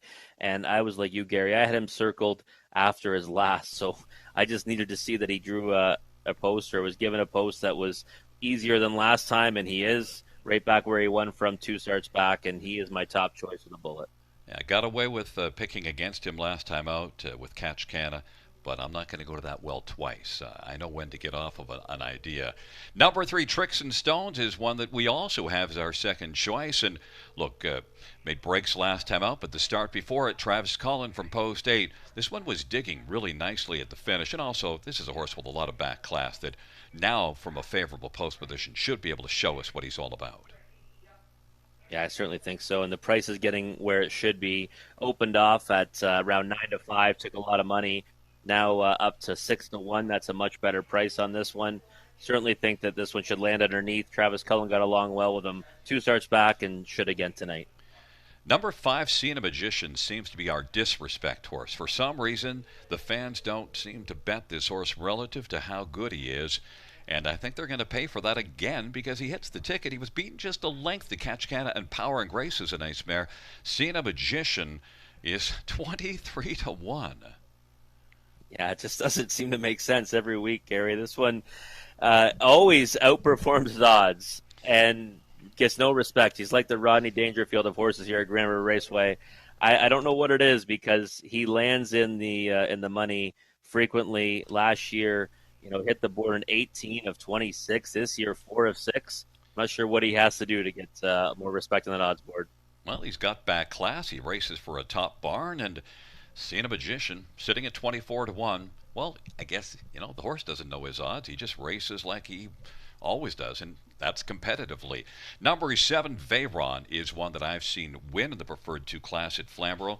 This is one that's raced really well in the Preferred 2. You see a couple of wins at London and Flamborough back in the wintertime. Tough post position, but he's tough to leave out as well because he's really good. It's just the post. You get 12 to 1.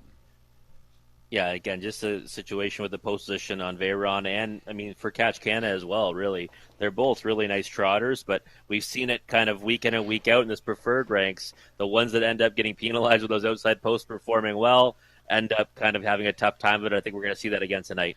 And I was all over Catch Canna last time out, and gee, why not brag about it? But look, red hot is J.R. Plot, and Catch Canna, tough post position, but 7 to 2 is a little too low for me to come back to Catch Canna here. Yeah, higher price, maybe 6 or 7 to 1, maybe floats up there at post time. I would need at least that to go back to this one. Post 8 is such a more difficult task than the trailing post that he had the last 2. Field for race number 10, taking up positions. Wish You'd Tell Me, Horse Trader, Tricks and Stones to the inside.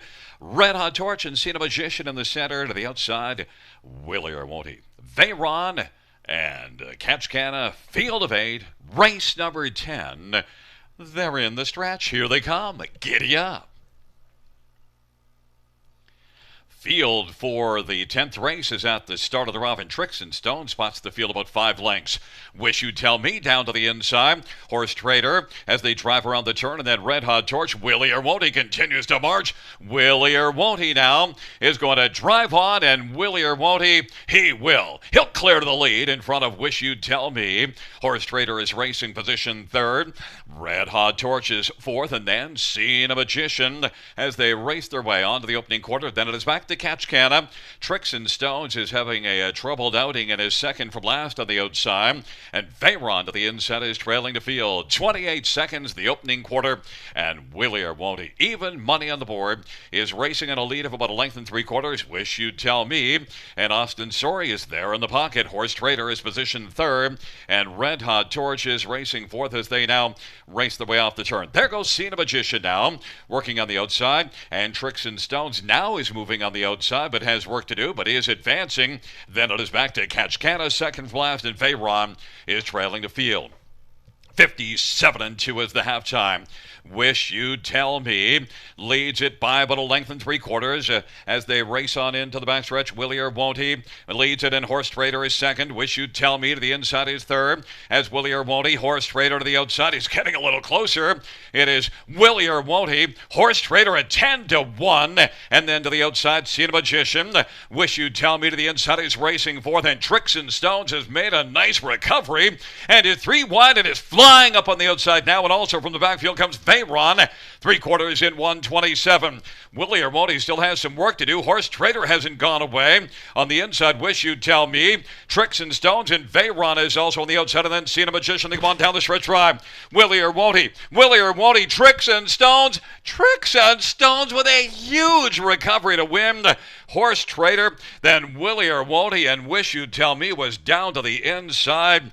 That's an interesting finish, but you can't take it away from Tricks and Stones, who spotted the field about 5 lengths and managed to win at 158-2.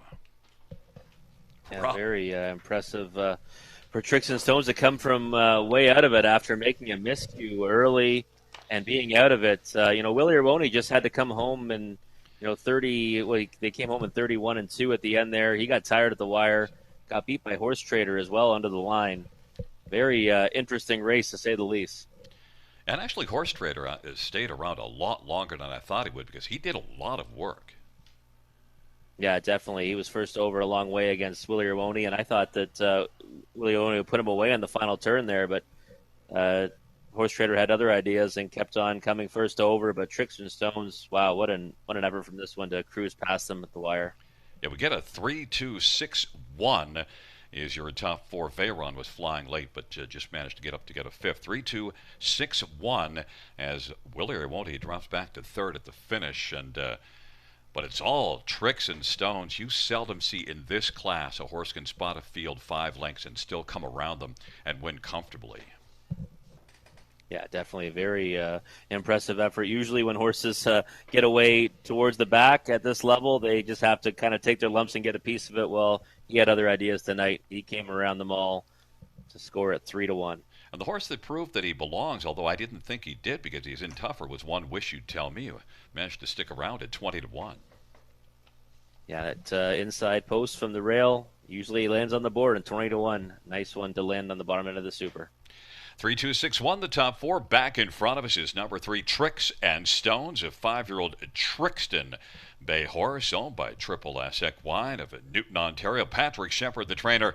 Travis Cullen, victorious. It's the 5th win this year, 12th lifetime. Tricks and Stones, 158-2.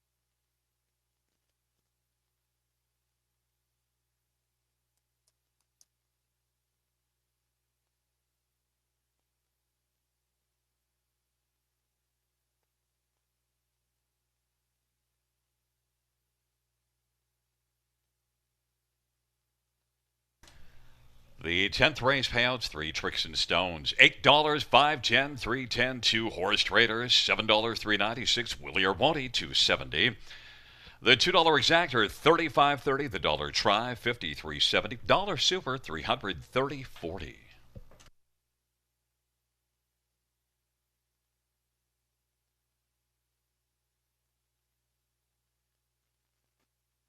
Fans note in the 11th race, Acclaim in on number 8, Vines to Heaven. Claim entered.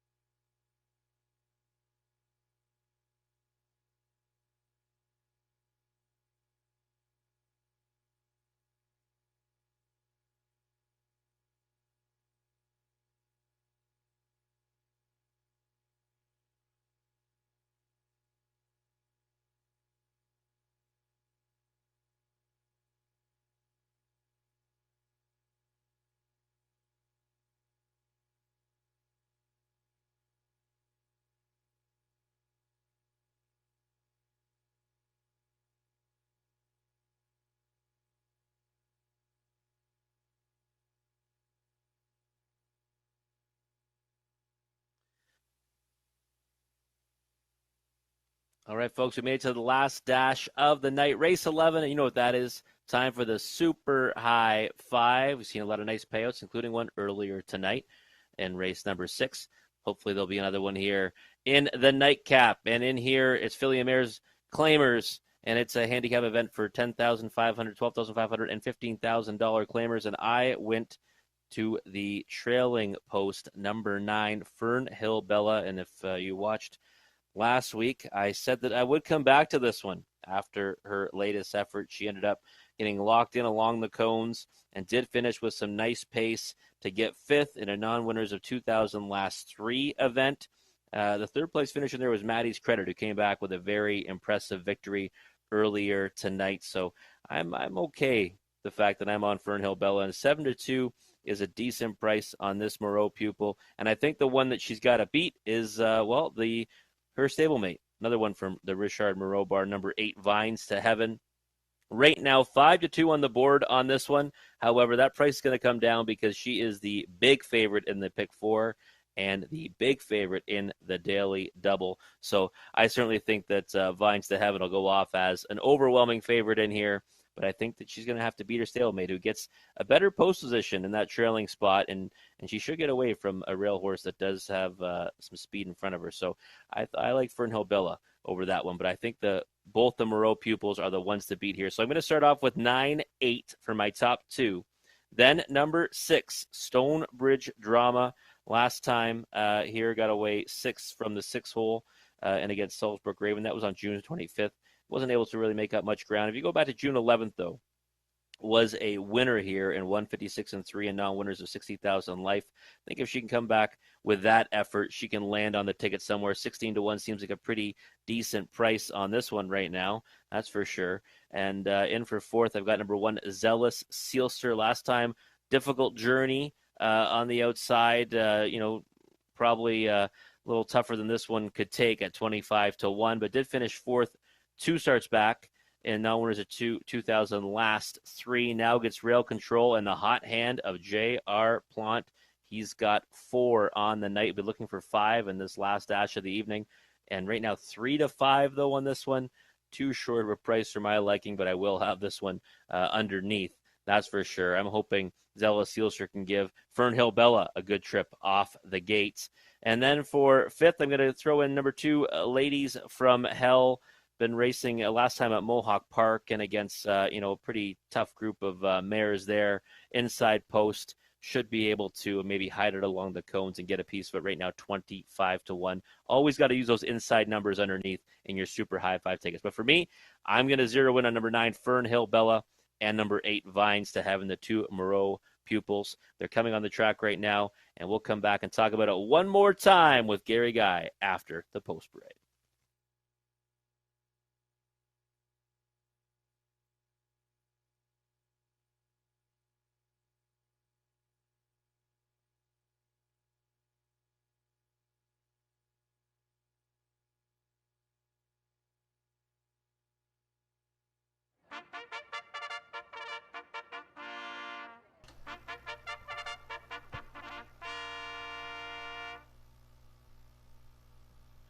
Field 4, race number 11 on parade. 1, Zealous Sealster, J.R. Plant for Cassidy Schneider.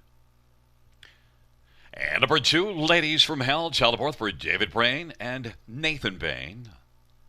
Number 3 is Senior Beach Babe, Colin Kelly for Jim Ellis and Stephen Binkley. And number 5 is Mocking Beauty, Austin Story for Gary Bishop and Courtney Bishop.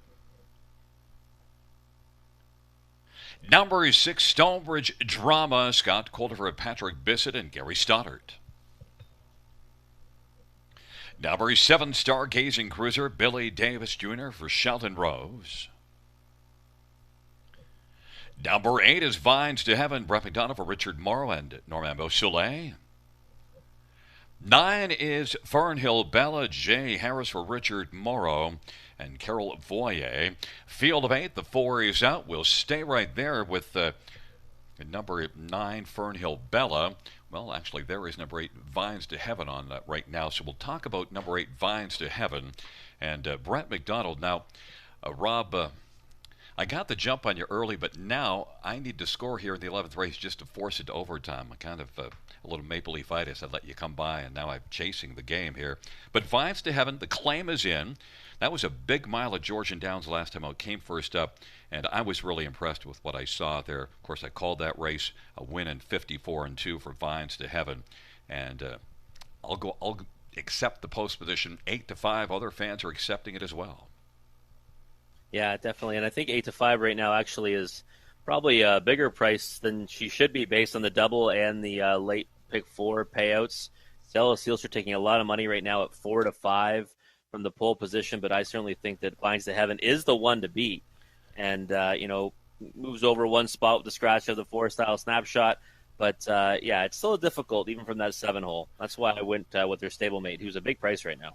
Well, there is 24-1. You're not getting any respect, and yet you've got 6 winners on the evening, so you better tell us why this is your 7th winner.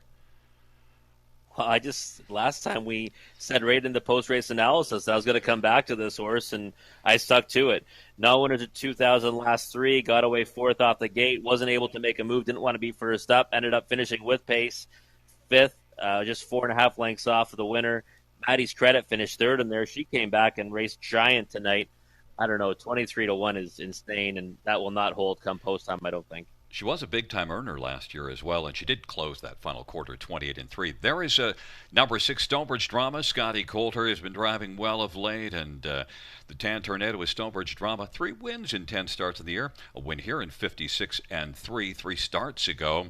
Had a better post, but Stonebridge Drama benefits with one scratch to her inside. Stonebridge Drama is right now a nice little 11-1.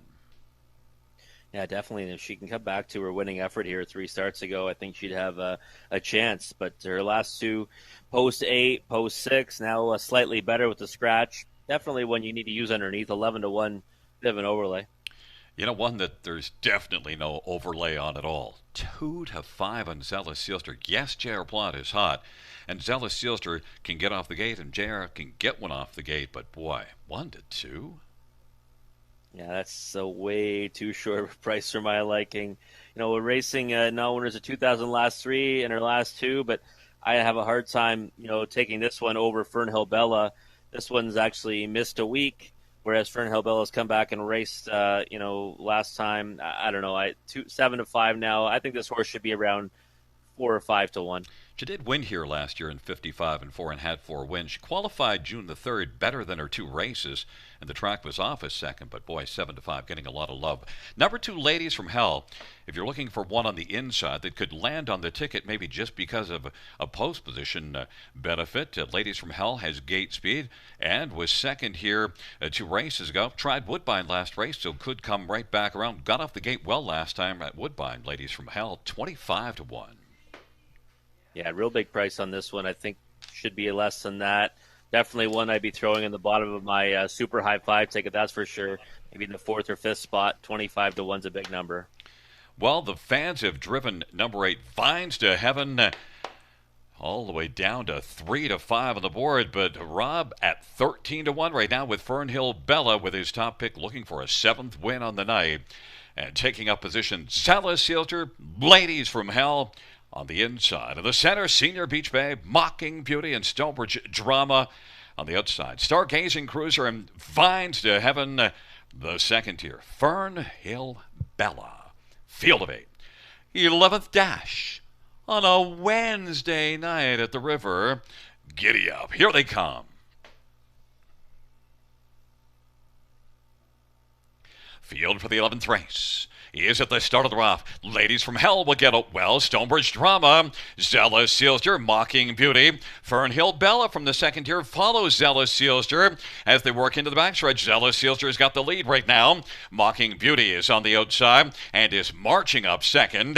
Fernhill Bella does well from the trailer post to get away third. Ladies from Hell is racing fourth, and then Stonebridge Drama back to Vines from Heaven, third from last, then Senior Beach Bay and Stargazing Cruiser. But right now, Mocking Beauty came on to get the lead. Zealous Sealster is racing second. Fernhill Bella is positioned third, 27-2 is the opening quarter. And then racing position fourth is Ladies from Hell. And then back in fifth is Stonebridge Drama. Vines to Heaven is sixth, but has a lot of work to do, as does Senior Beach Babe and the trailer Stargazing Cruiser. But it's Mocking Beauty, and right now leading by about 2.5 over Zealous Sealster. Racing position third is Fernhill Bella. Now Stonebridge Drama moving on the outside, and we'll get cover. Fernhill Bella is going to come first over, took out from third into the backstretch off of 56 into a very lively half, and Mocking Beauty into the backstretch, and Fernhill Bella now fires up on the outside. Zealous Sealster down to the inside. Stonebridge Drama is on the outside racing fourth, and now Vines to Heaven is kicked into gear, but still has to make up about 4 or 5 lengths, and has come on the outside and has taken over fourth. Fernhill Bella may have flattened out just a little bit. Now out wide comes Stonebridge Drama. 3 wide, charging is Vines to Heaven. Now 4 wide. 3/4, 125 and 4, and they're 4 across the track at the top of the stretch. Stonebridge Drama, Vines to Heaven. Fernhill Bella has flattened out, and down to the inside is Mocking Beauty, and kicking in late comes Senior Beach Baby. They turn for home. On down the stretch drive they come. Stonebridge Drama, Vines to Heaven. Stonebridge Drama, Vines to Heaven, and kicking late is Senior Beach Babe. Vines to Heaven overcomes the post to win it. Then it's between Stonebridge Drama and Senior Beach Babe, and then it is back to Stargazing Cruiser and Mocking Beauty. 156 flat. Post 8 is not easy, but still Brett McDonald had the patience and then had to work really hard in the final turn, but got there. Yeah, definitely. This horse, 4 to 5, ended up being the odds that we thought she would be, and really she should be. She was the class of the race, overcomes that outside post, but yeah, had to certainly work for it, and getting by Stonebridge Drama and then holding off Senior Beach Babe. So, I was happy with that, the way it turned out for Fernhill Bella until she didn't clear. I thought she was going to march right past that leader and then try to hold off her stablemate, but she could never get past that one, and then, like you said, Gary, flattened out. Yeah, the stablemate just made Vines to Heaven, or made Fernhill Bella have to work a little bit harder. But Fernhill Bella, I'll tell you, when they started down the backstretch, I thought, yep, you've got the winner there. Yeah, I certainly did too. I thought Jay Harris was going to march right past that leader with her, and I mean, he did everything right. He let them go real fast early up front, and then when they all kind of sorted out, tried to brush past them. That would have been the winning move, but Fernhill Bella just did not have it in her tonight. I thought Senior Beach Babe raced really well for the horse that finished third at 40 to 1. This one has back class, and I didn't touch on her because she just hasn't been racing all that well of late, but she has the back class and won 9 of 27 last year, 40 to 1. She won't be that price next time out. No, definitely not. You get that price this week now. Next time, much shorter price. And look at another high five, Gary. Another 4 to 5 shot. We got a logical one winning it, and big numbers behind. This one's going to pay pretty good, that's for sure. 86375 is the top 5, and coming back in front of us is number 8, Vines to Heaven, a 6-year-old rock and roll heaven. Babe mare, owned by Norman Beausoleil. Richard Morrow is the trainer. Brett McDonald is the winning driver. It is the 3rd win this year, 17th lifetime. Vines to Heaven, 156 flat.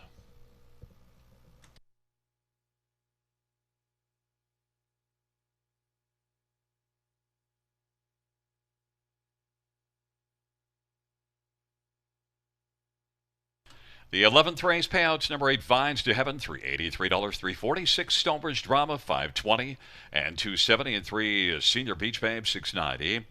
The dollar pick 4 is $175.85. The dollar high 5 is $1,471.65. $2 exactor, $14.90.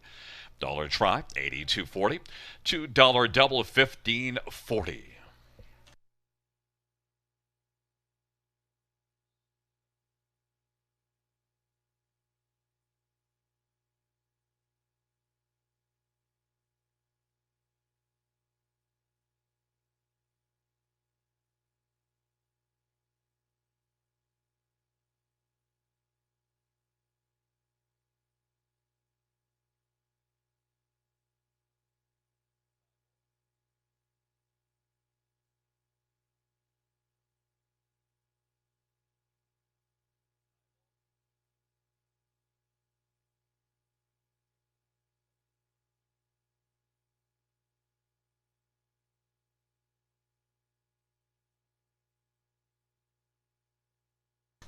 Note the claim from race number 11, number 8, Vines to Heaven, the new owner and trainer, Jack Ray.